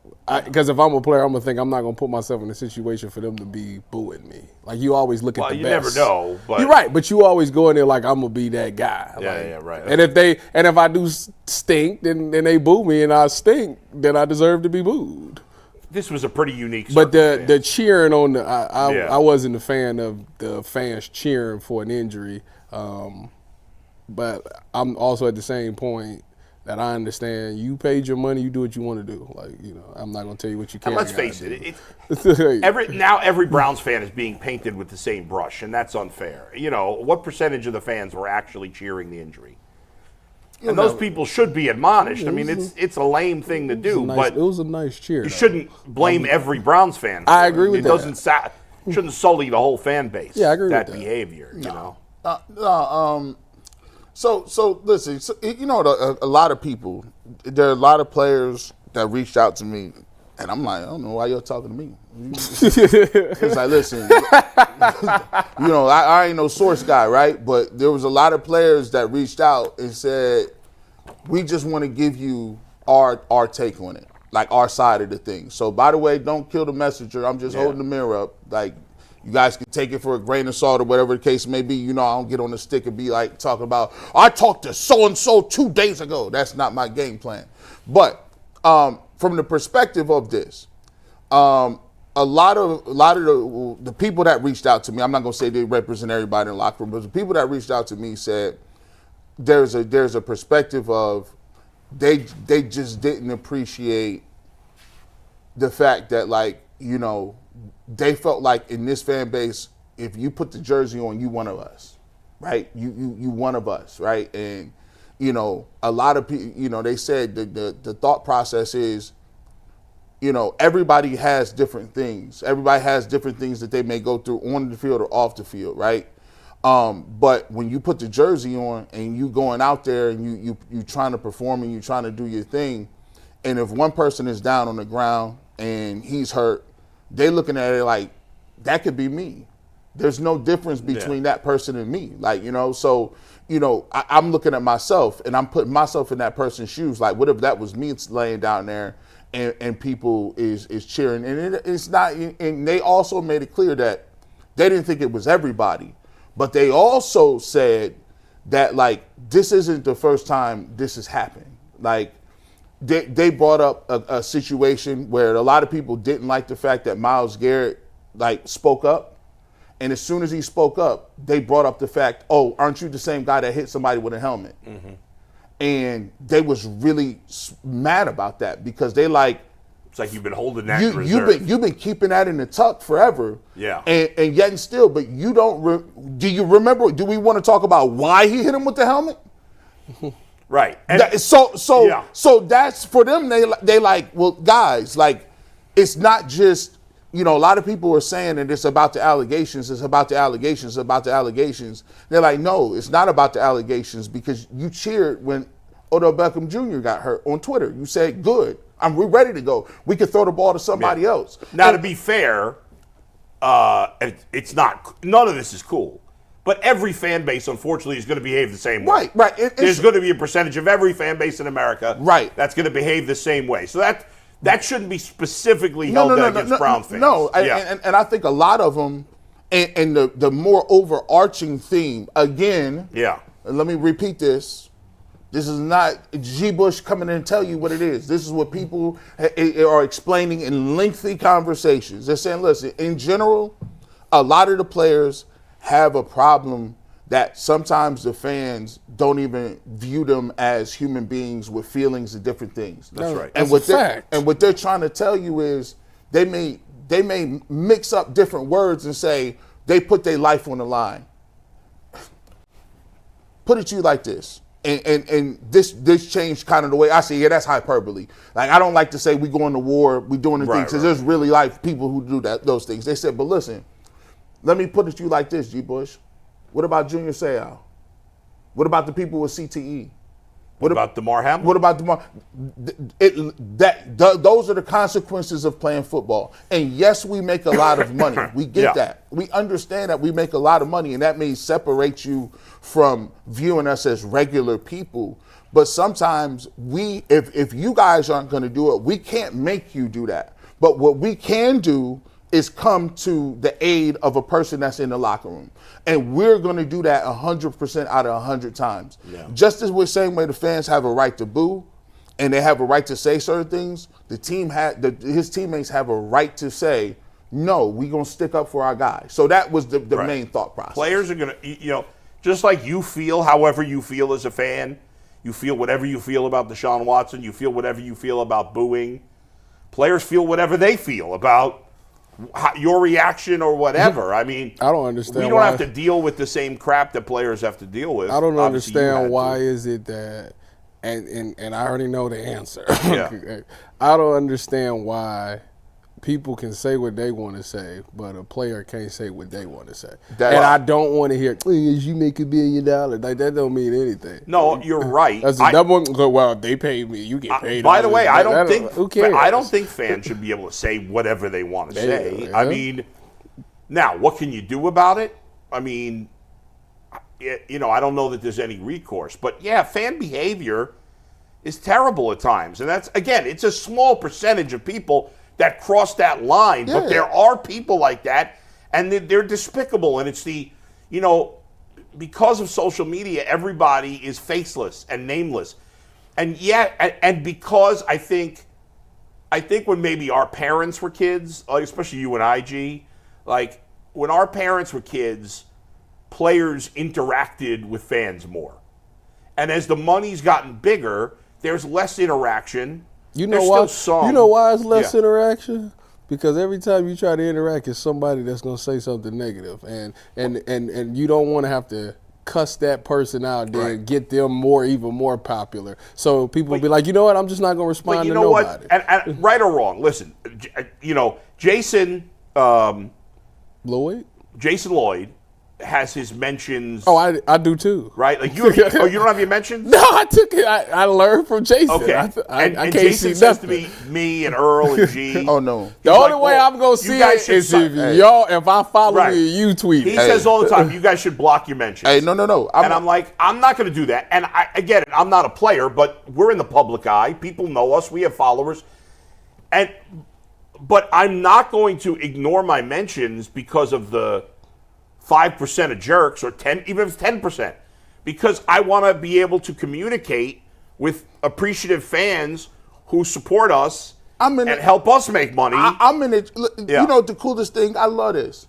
I'm in the chat when I'm during this show. A lot of people say, they don't understand. Like, I'm supposed to be in the chat. You know why? Because this is what I do. I'm interacting with the people in real time. They can say, I could talk right here. And then in real time, the people that's in the chat can get real-time feedback on That's everything right. and talk. And that's what makes the show different from other shows. But I'm not going to not be in the comment section because a couple of people is like saying stuff. And when I was doing the Guardians post game, I was trying to read every chat in the chat group. Now, some of those games, eventually I got so many viewers, which was great, that I couldn't read every one. But I'm willing to read 10 tweets a day of people calling me a fat ass, go eat a salad, and all that crap. I'm willing. It's funny. I'm willing to put up with that. Right. You know, what did Baker do? Sleep with your wife? That's why you made. Yeah. I'm willing to put up with that for the and the Baker stuff is fine because I bust balls on that, so I deserve to have my balls busted back. I think you leave family out of it, but people do whatever they do. But I'm willing to put up with that crap for the fans that are great fans that ask me questions or just want to say something or whatever. I like those interactions with fans, and I'm not going to give that up for the small percentage of jerks. I'm not saying the players have to do that or on social media. And there are plenty of players who interact with fans in a nice way sometimes, and that's cool. I'm just saying in general, there feels like a bigger divide between players and fans, and social media makes everybody so nameless. And we get so worked up in our camps, right, like we do with politics, and we're going nuts. This guy sucks, and I do it. This guy sucks. This guy's a scrub. This guy's a... And we take it to a point where it's like, once we start talking about their families, then we've crossed the line. You say a guy sucks on Twitter, all right, whatever. He's a player. It's not the end of the world. Once we start crossing into their personal lives, talking about their children or their families or their parents, that's crazy. That's when I would say. That's when it's way crossed the line. Send me your location. And I always say this. I try, and this kind of, morphed into certain things. Here's what I would say to a lot of fans, right? I understand that your fandom, no one's questioning your fandom. Like, for those fans who don't boo and don't do certain things like that, you guys shouldn't get triggered by somebody calling out a segment of your population that is doing something that you feel is inappropriate. Yeah. If you're a fan and you just a hard-nosed fan and you root for your team and when they suck, you say they suck, but you're not into booing nobody, you guys shouldn't be mad or angry that we're calling fans out, because then you're taking up the mantle for something you don't have to take. That is strange. I did have... and there are some fans that you've become friendly with that I've become like. I text with some fans because I know them. I've gotten to know them over the years, and I had 3 or 4 guys text me and say, "Hey, I would never boo in that situation, but I understand why the fans did it, and screw the players. They don't need to lecture to me." And I understand. Listen, this is not it's a complicated issue. There's a lot in play here. But ultimately, as I said yesterday, I feel like when you revel in somebody's pain, when somebody's injury, you debase yourself. You make yourself look bad. You don't like Deshaun Watson. Okay, I get it. I get why you wouldn't like him. Fair or not, I understand it. People are going to believe what they want to believe. But when you cheer for somebody getting hurt, that's just... And I know we were supposed to kind of move the subject along. I get it. But I'll try to put a nice little neat bow on it. Yeah. Like, look, man, we are passionate about our teams. We're passionate about certain things. But at the end of the day, man, it's entertainment. Yeah. It's things that we do to pass the time. There's real life things going on out here that can get real scary. And look, Deshaun Watson got hurt. He's going to have to go through that process, and getting hurt is part of football. Yeah. As a fan base, I think it's time that we move forward and say, all right, let's just remember this when we get a new quarterback, because we're going to get one. Sometimes as fan bases, we can learn from certain things, right? Like, we learned that the fan base was divided under Baker, or divided with Watson, or divided with this and that and the third.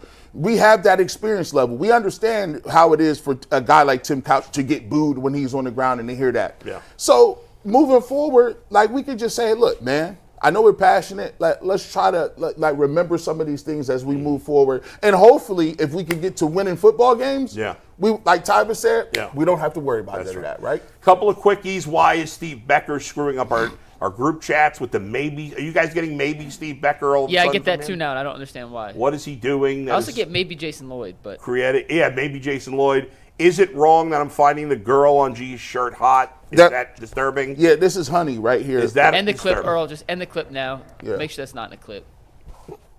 I mean, is that disturbing? Why can't that be in the clip? That doesn't need to be in a clip. I'm saving you. Trust me. I'm saving you. I'm saving. Trying to have some fun here, Mike. Shout out to the artist who drew it. No, Mike was so uptight. Go ahead. Trust me. I'm doing it for your own good here, Bull. Trust right. me. Let's talk a little potential. Mary Kay used the word fire sale earlier, and I'm glad she did because that was what we had this next topic labeled as. And it's talking about guys potentially finding new jobs. If you have to hire for your new job, LinkedIn is the only place you should be looking to hire for your small business because that's where they have quality professionals who are right for your role. You have to check out LinkedIn Jobs because it has all the tools to help you find the right professionals for your team faster and for free. LinkedIn isn't just a job board. It helps you hire professionals you can't find anywhere else, even those who aren't actively searching for a new job but might be open to the perfect role. In any given month, over 70% of LinkedIn users don't visit other leading job sites. So if you're not looking on LinkedIn, you're looking in the wrong place. On LinkedIn, 86% of small businesses get a qualified candidate within 24 hours. You can hire professionals like a professional on LinkedIn. Post your job for free at linkedin.com/LockedOnNFL. That's linkedin.com/LockedOnNFL to post your job for free. Terms and conditions apply. So Mary Kay used the word fire sale. Yeah. And for the sake of this topic, let's assume the Browns are going into fire sale mode.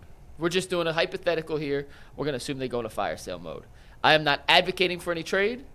I am not saying they should. I'm just saying if a team called Andrew Berry and offered, would he listen or would he say I need more for that potential player?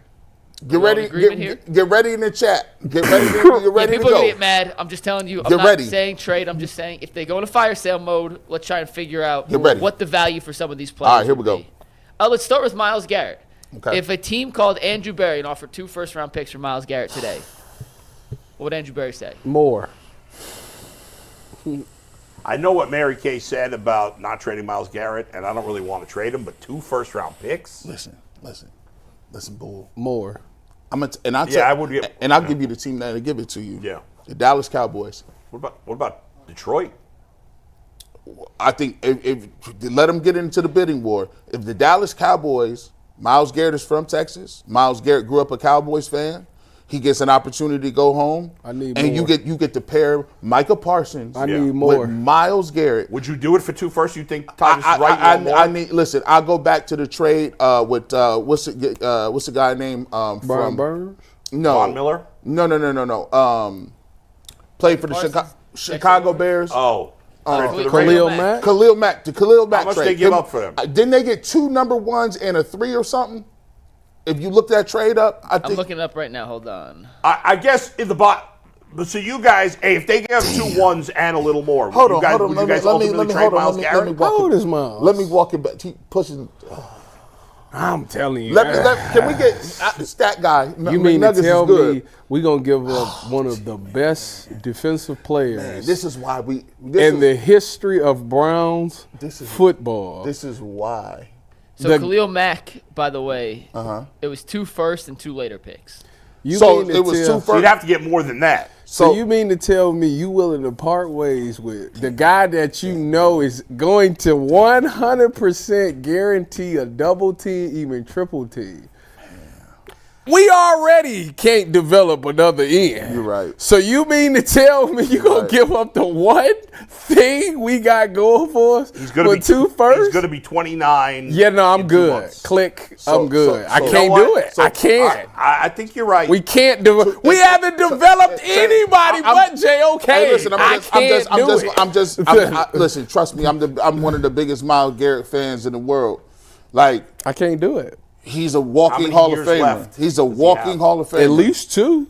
If they give you, I'm just gonna throw it out there. Yeah. 2 1s, a 3 and a 5. I'm cool.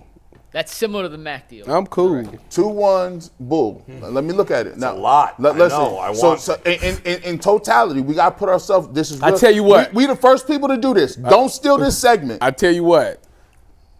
If Mike Hall becomes that guy by the end of this year, but we don't know. No, I said by the end of this year. I ain't got to do it at the deadline. I can do it after the season's over. By the way, you want to know the players the Raiders got in return for Khalil Mack? Henry With the Ruggs. picks? Yeah. So they ended up trading Khalil Mack and a second-round pick, which turned into Cole Kmet.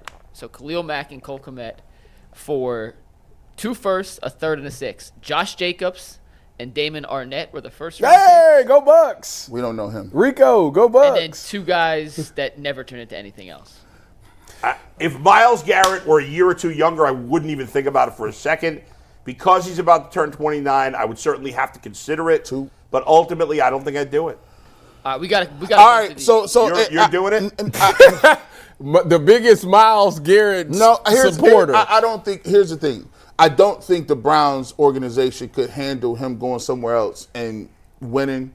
It would be a death blow. I feel like it would be a death blow. I feel like there's a little part of the equation when it comes to Myles Garrett and Nick Chubb is that they feel like they need to be lifelong Browns. Yeah. If he wanted to be a lifelong Brown, yeah, I'd have to give him to Joe Thomas. The only way now, Myles Garrett said, "Hey guys, I want out." Then I'd make this. The only way I'm trading Myles, I want it out. Yeah. The only way I'm trading Myles is they got to give me the Mike Dicker, Ricky Williams trade. That's it. I want every draft. So, well, I'll ask the chat. I want your whole draft. Chat. We'll put it in the poll. Ask. First, second, third, fourth, fifth, seventh. All right, next the one. The whole thing. Yeah. If a team called Andrew Berry and said, "Hey, we need a cornerback, Greg Newsome for a 4th," would you do it? A 4th? Yes. You're out? Yeah, go ahead. Give me that. Give me that 4. Yeah. A 4th? Give me that 4. You're not bringing him back. He got another year.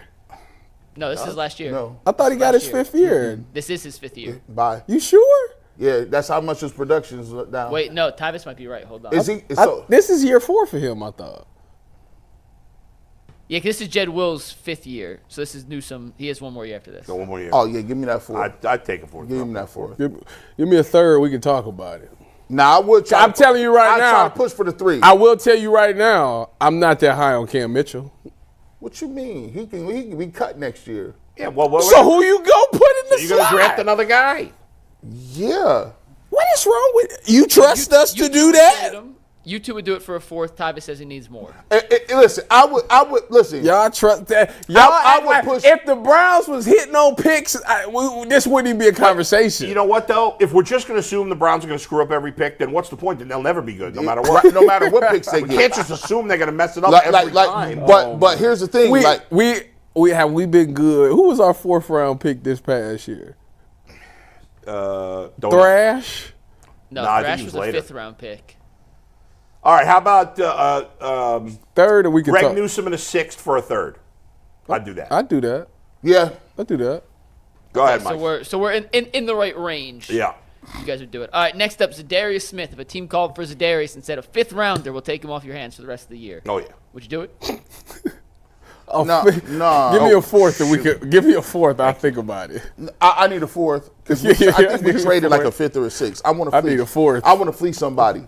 I want to fleece. I want to get over on somebody on this one. This is Darius. Give me a 4. How many sacks he got on the season? 2? He got 4. He's tied with Myles Garrett this season. I'm going to inflate them numbers too. All right, I'll go good. with these guys. We'll go for a 4. Give me that Darius 4. for a 4. Yeah, 4th? Yeah, we gonna have a because stop. he only got 1 more year next year. Next year is his last year anyway. So you give me a 4. We doing Eric Mangini things. We got a bunch of 4s. We got a bunch of. We package him up and get a 3rd. Yeah, right. Calais Campbell in for a 4th round. He's 100 years old. A 3rd rounder for Nick Chubb. No. A 2nd rounder for Nick No, Chubb. no. A 1st rounder for Nick He's Chubb. gone. He's out of here. I refuse to answer that because I don't want to trade Nick Chubb, and nobody would ever offer a 1st round pick. He's out of here. No one's going to offer it. He's out of here. That's career suicide. He's out of here. For you, for the person trading. By the way, I was saying before how I acquired Sam Darnold in a dynasty. So for those who don't know, and I'm bringing this up because it's Nick Chubb related, a dynasty league for fantasy football is You do a draft when you start the league, and then unless you trade them or cut them, those players are yours for their entire career. Man. Right? So you got Nick Chubb? So I started a new dynasty league this year, and I drafted Nick Chubb in that league. Late, obviously, because he's older and coming off injury. And just during the show today, I happened to notice an email where somebody offered me a trade for Nick Chubb. They offered me so after the first year, the drafts are just rookies. It's just a rookie draft every year. So I was offered, bless you, Mike, I was offered a second-round pick and Jaleel McLaughlin of the Broncos for Nick Chubb. And I immediately turned it down. Talk to you later. See ya. I think Nick Chubb, even if he doesn't have a great year this year, I still believe he's got another year or two of great football. I think he got 2 years. And I think he'll bounce back next year. I think he got 2 You know years. what? And Nick Chubb has to be a career. I would rather see, even though right now he's a way better player, I'd rather, if I had to choose, see Myles Garrett in another uniform than Nick Chubb. Like I said, Part of that is because you can get a lot more from all Myles what Garrett. you two are saying is I'm 100% agreeing with you. Somebody offered me a first-round pick. He's out of here. I don't care what y'all say. Okay, in he theory, is gone. yes, you're right, but nobody would ever do He's that. out of here. And then here's the thing. You know how Browns fans is. Now, don't you say this, G. Bush. This is a fact. Yeah. Whoever they draft with that first round pick, better be the second coming. Oh my God. He better be all pro. Listen, that dude. I mean, you is see how not they did, Jen? They ain't catching a break ever. You are the dude that cost us Nick Chubb. Yeah. That's a fact. That's why you better make sure you get it right. Don't even draft a running back with it. You better draft another position or something like that. We're all in unison on that. I think we'll all be in unison on this one too. Elijah Moore for a 7th. Of course. Yeah, I mean he's not. I'm just naming names. I'm just naming names. I need a fourth. Everything on that board is useless. Tyvus. You almost made me curse on air, and I need a fourth.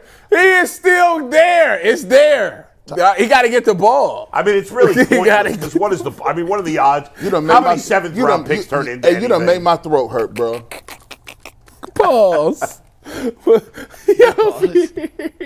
right, next up, I put 2 players into one for this. If you think they have different values, sure, I didn't have to value them. Yeah. But Tonio or Teller, if a team offered a third for either of them. Out of here. Goodbye. Gone. Both? Gone. And you know what? Not together, but individually. No, I would trade either of them for a third. Hey, I would, but Tonio, yes. Teller, you could talk to me.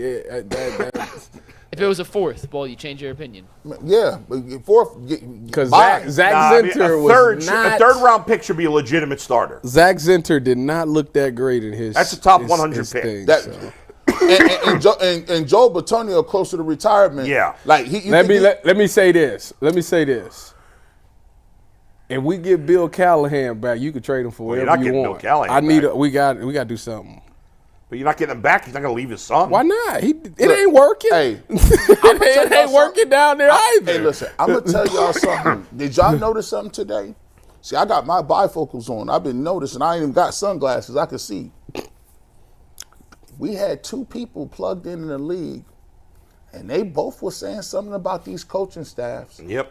We heard Mary Kay come on and say, well, look, something going to have to give. Fool, Stevie Wonder can see that this coaching staff is messed up. What's wrong with you? John Greco, former Browns offensive lineman, was on with Ken and Lima on the fan. By the way, for those who don't know, in case I haven't said it already, the fan bans everybody from mentioning our show.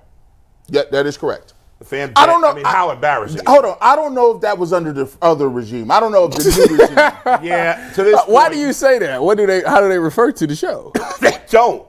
They refuse to. They don't were told not to mention the show. They were like, you have to say on the other platform that I so happen to be on. Yeah. Oh, okay. They won't ever. I called in a G show and had to use a fake name. Yeah. They right. won't reference the show at all. It's really poor taste and embarrassing. And I'm But disappointed in my longtime organization. But your man's in charge now. Your guy's in charge. So maybe it'll change. Maybe it'll change. I hope it will. There's no reason we can't work together. We don't need to be enemies. Okay. And I was listening to Ken and Lima this morning. They had John Greco on, and they asked him about Bill Callahan and Greco, who was an offensive lineman, would have a good feel for this. And he said, "Yeah, I mean it's a pretty huge deal that Bill Callahan is gone." And he talked about how the offensive linemen don't seem to have any clue what they're doing. I know I know that we've talked about this, but when a former offensive lineman actually says it, G. Bush has been invalidated. Wait a minute. Did you not just see? It's a whole viral clip of a man going like this, turning around, going like this to then catch a ball. Right, What do you mean? It's obvious they don't know what's going on. That's true. McNuggets, we do the post-game show. Yes. And since week 1, McNuggets, we start the show the same way. Didn't you do a whole slideshow on him last year? A whole slideshow. I said these guys don't know their assignments. They don't know who to block. They haven't blocked a stunt properly all season. It wasn't even a stunt on the Jed Wills He one. just No, he didn't block anybody. That was a straight rush. He just and who is he? He put his arms up like it was somebody else's job. What? There was nobody else there. I think his confusion. He's lost. Wait a minute. I gotta. You know me. I'm always team player, so I'm trying to hear me out. Hear me out. Hear me out. Maybe he thought that since it was a guy, because was it a guy on the outside as well? No. It could have been. No, there was nobody out there. Zero. Maybe. Unless it was a fake nickel stunt. That's what I'm saying. Maybe he thought I went back and watched the running back would take it. You know, sometimes they let the inside guy go and the running back picks up that guy. Boy. So maybe he didn't touch anyone. He didn't. No, I'm saying, like, maybe he was thinking, like, I'm pulling straws. Maybe he thought somebody was coming on the edge and he was going to kick out to that guy, which would then let the inside go that the running back would pick it up. The running back's supposed to pick up the D lineman while the it happens from time to time. Out of shape left tackle. It happens from time to time. Corner. It happens from time to time. I want to go and check it out. So, by the way, I'm just trying to trying to help him out. This is on my Twitter. We can't show it. So I know. I'm just showing bull. It has 530,000 views. Oh my God. It has 613 retweets and it's been like. I mean, there is literally nobody else, and he's going up against Trey Hendrickson, who's by miles the Bengals' best pass rusher. You know what the sick thing is? And he just let him walk right through. He does that every week. He can't even bend right now. He's like me playing. I'm trying to help the guy out, bro. All right, well, Tyvus, I'll help Do him you out. think Jed or DeJuan can tie their own shoes? Yes. I don't think they can. DeJuan moves well. As a fat guy, I would know. I don't think they can. DeJuan would go for 30 points. I have a hard time tying my shoes. It's embarrassing. Let's get to the against like a pickup guy. No way Jed can tie his shoes. Let's get back to some of these. We got 5 more, so I want to finish this off before we wrap up today's show. You know how Jed's tying his shoes, by the way? Yeah, we'll end with He's a got to live put his video foot of on the Jed tying bench his to tie his shoe. Dalvin Tomlinson, their big acquisition 2 years ago for a 4th rounder right now with the Browns part ways with Dalvin Tomlinson. That's interesting because last time his name was called in a game. Well, he does the thing. He goes unnoticed. He's just there to plug up the gap in the middle. How's he been doing? They haven't really ran the ball down the middle. No. I did. When we lose these games, it's that we getting beat in the passing attack. I mean, I did see the Raiders get 159 yards with no ones. It was also to the right too. Like they ran it away from Myles. Hey, I would trade Dalvin for a 4th round pick. I would too. I could get something. My problem is, what's the depth behind it? Because you got a bunch of old guys. That's all probably done anyways. We're blowing all that out too. You gotta I mean, we cleaning. So Mike Hall, the only one coming back. Yeah. We don't even know if he can play. Yeah, we don't have to evaluate him. All them 1-year deals is going to look crazy. The only guys that have any long-term even worth. What about Mo Hurst? He's a 1-year deal, and he stays hurt. He's not hurt now. He just got back. Alex Wright's hurt. Yeah. He out for the year. Isaiah McGuire. He had a decent game last week. McGuire? And they stay with the 1-year middle linebacker. What happened to 00? Who? He's done nothing. I know. Nothing. Yeah, they swung and missed. He looked like he was a decent pickup last year. We were excited for him, and he hasn't delivered. This guy is out here with no awareness. He's the reason they keep running end rounds and reverses for touchdowns. He's just running blindly. What are you talking about? Ogbo, just running around. Just no. Bro, the ball's right there. You guys can tell you just running down the line of scrimmage. I'm like, man, that's fake hustle, man. But a couple more here. A 3rd for Grant Delpit. Just signed the extension. Would you part ways with your young safety if a team called with offer. I wouldn't. I'm not making that trade. We ain't got no depth. Who if we part with him, DeAnthony Bell and I Ronnie move on Hickman? from Thornhill at the end of this year. Oh, that was guaranteed. Ain't this the end of Yeah, his he's year? gone anyway? no matter what. Yeah. He has one more year. They could cut him without. Yeah. We got 3 more. Yeah. It's guaranteed. Njoku, 3rd round pick, same offer for David Njoku. Sticking with Njoku. What would the price have to be? Second. Nah, he's I'm not trading him for second either. He's a building block. I don't want to totally blow up the team. Mary Kay's right. And that's what I was getting at kind of with the Winston conversation. But Mary Kay, you can do it. Nowadays, these quarterbacks is coming out.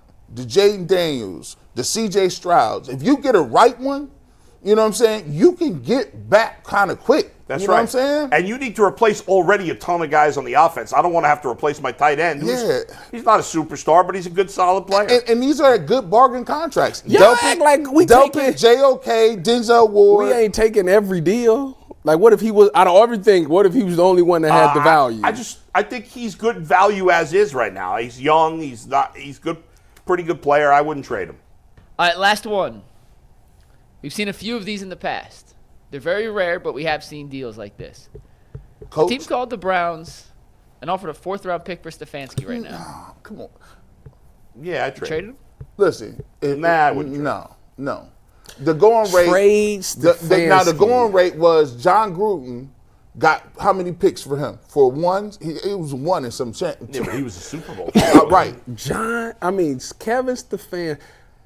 Who would you replace? They sent 2 firsts and 2 seconds for John Gruden. What coaches is That's available? insane. 2 firsts That's and 2 seconds? insane. That's Tom Brady. That's 2 Oh my firsts and 2 God. seconds. That's more than we asked for Myles Garrett. If you gave me a second round pick for Stefanski, Who would you replace him with? you got 17 dudes on the roster. If you're Vrabel, would you take the Browns job? Like, why would you take the Browns job? Why wouldn't you take the Browns job? Is it a good job right now? All depends. They on, need somebody like that. All depends on. I tell you what, that we wouldn't be sitting here talking about attitude and effort no more. Don't you think he's going to want the Ohio State job when Ryan Day gets fired this year? And listen, Do you want to deal with NIL and recruiting? Why not? talk that. Why would It's a very stressful thing. Trust me. that is not. Ohio State's got more money than anybody. It's a stressful thing. Trust me. You chasing around 18 and 20. Let me ask you- Is the head coach actually doing the chasing around? Yeah. You go talk to a kid and you say, listen, we're gonna offer you $1 million. Yeah. He gonna say, I want 2.5. What you Okay, so you go get 2.5. What's the difference? At least they got the What play. you think? You seen the economy? What's wrong with the economy? Oh, it's expensive to live nowadays. Not for people that can afford to donate $1 million. It ain't just one person. I'll say this. Let me It's ask expensive to live because big companies are price gouging people. That's why. which brings. So let me ask you this. It's a philosophical question. And the kids is price gouging. What brings too. more clout? Being a great college coach or a great NFL coach? NFL. All right, but Mike Vrabel would have choices. Why would he take the Browns? Well, here Because he's from here. He from here. He already in the building. Yeah. And 2, he has the leverage. You know what you can do? Jimmy's desperate. You can go to Jimmy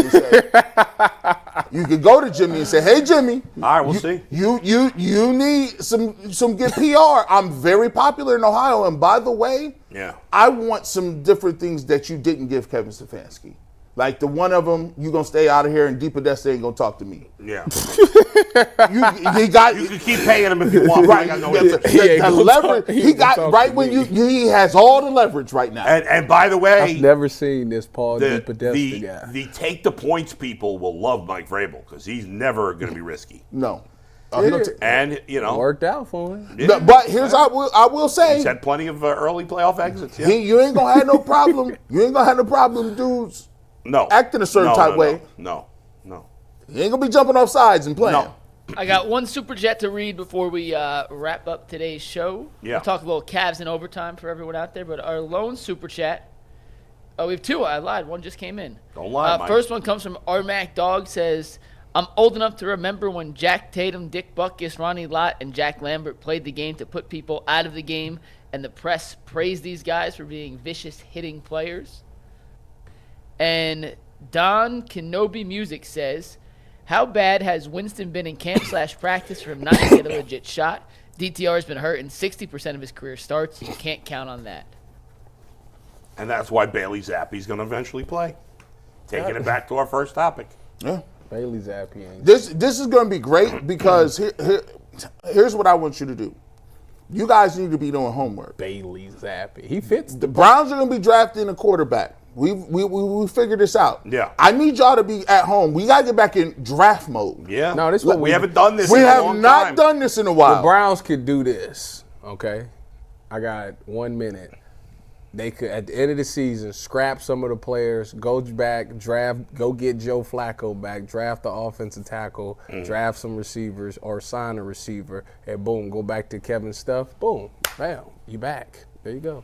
Would you sign Joe Flacco? I mean, I don't know next what year? the hell Tyvus is talking about. What? That's crazy talk. He had a resurgence here. Yeah, but he's still like 40 years old. And that was Yeah, crazy. it's And not then a his long, resurgence it's not a would have been 3 long-term years answer. ago. This is just to get you Okay, fine. to the next year. If they want to sign Joe Flacco and draft a guy, They'll win the I actually don't have a problem they'll with win that. the fans back. The bottom line is you better get it right in the draft. Oh, Draft yeah. the right quarterback, something they haven't done. But this is the first time. This is the first time in 7 years. Y'all better get on We're it. talking like for my first 7 years here, all we did is talk quarterback in the draft, and now this is the first time since Baker in 2018 I'm mad that we're doing it again. I'm mad we took them apple juice shots. I wish it never happened. Mikey McNugget's fault for Carson jinxing it. Beck, Shador great Sanders, Quinn Ewers. Cam Ward. Hey, and you know it's going to be some Travis Hunter people. Travis Hunter, two-way player. See you on overtime. Peace. Peace.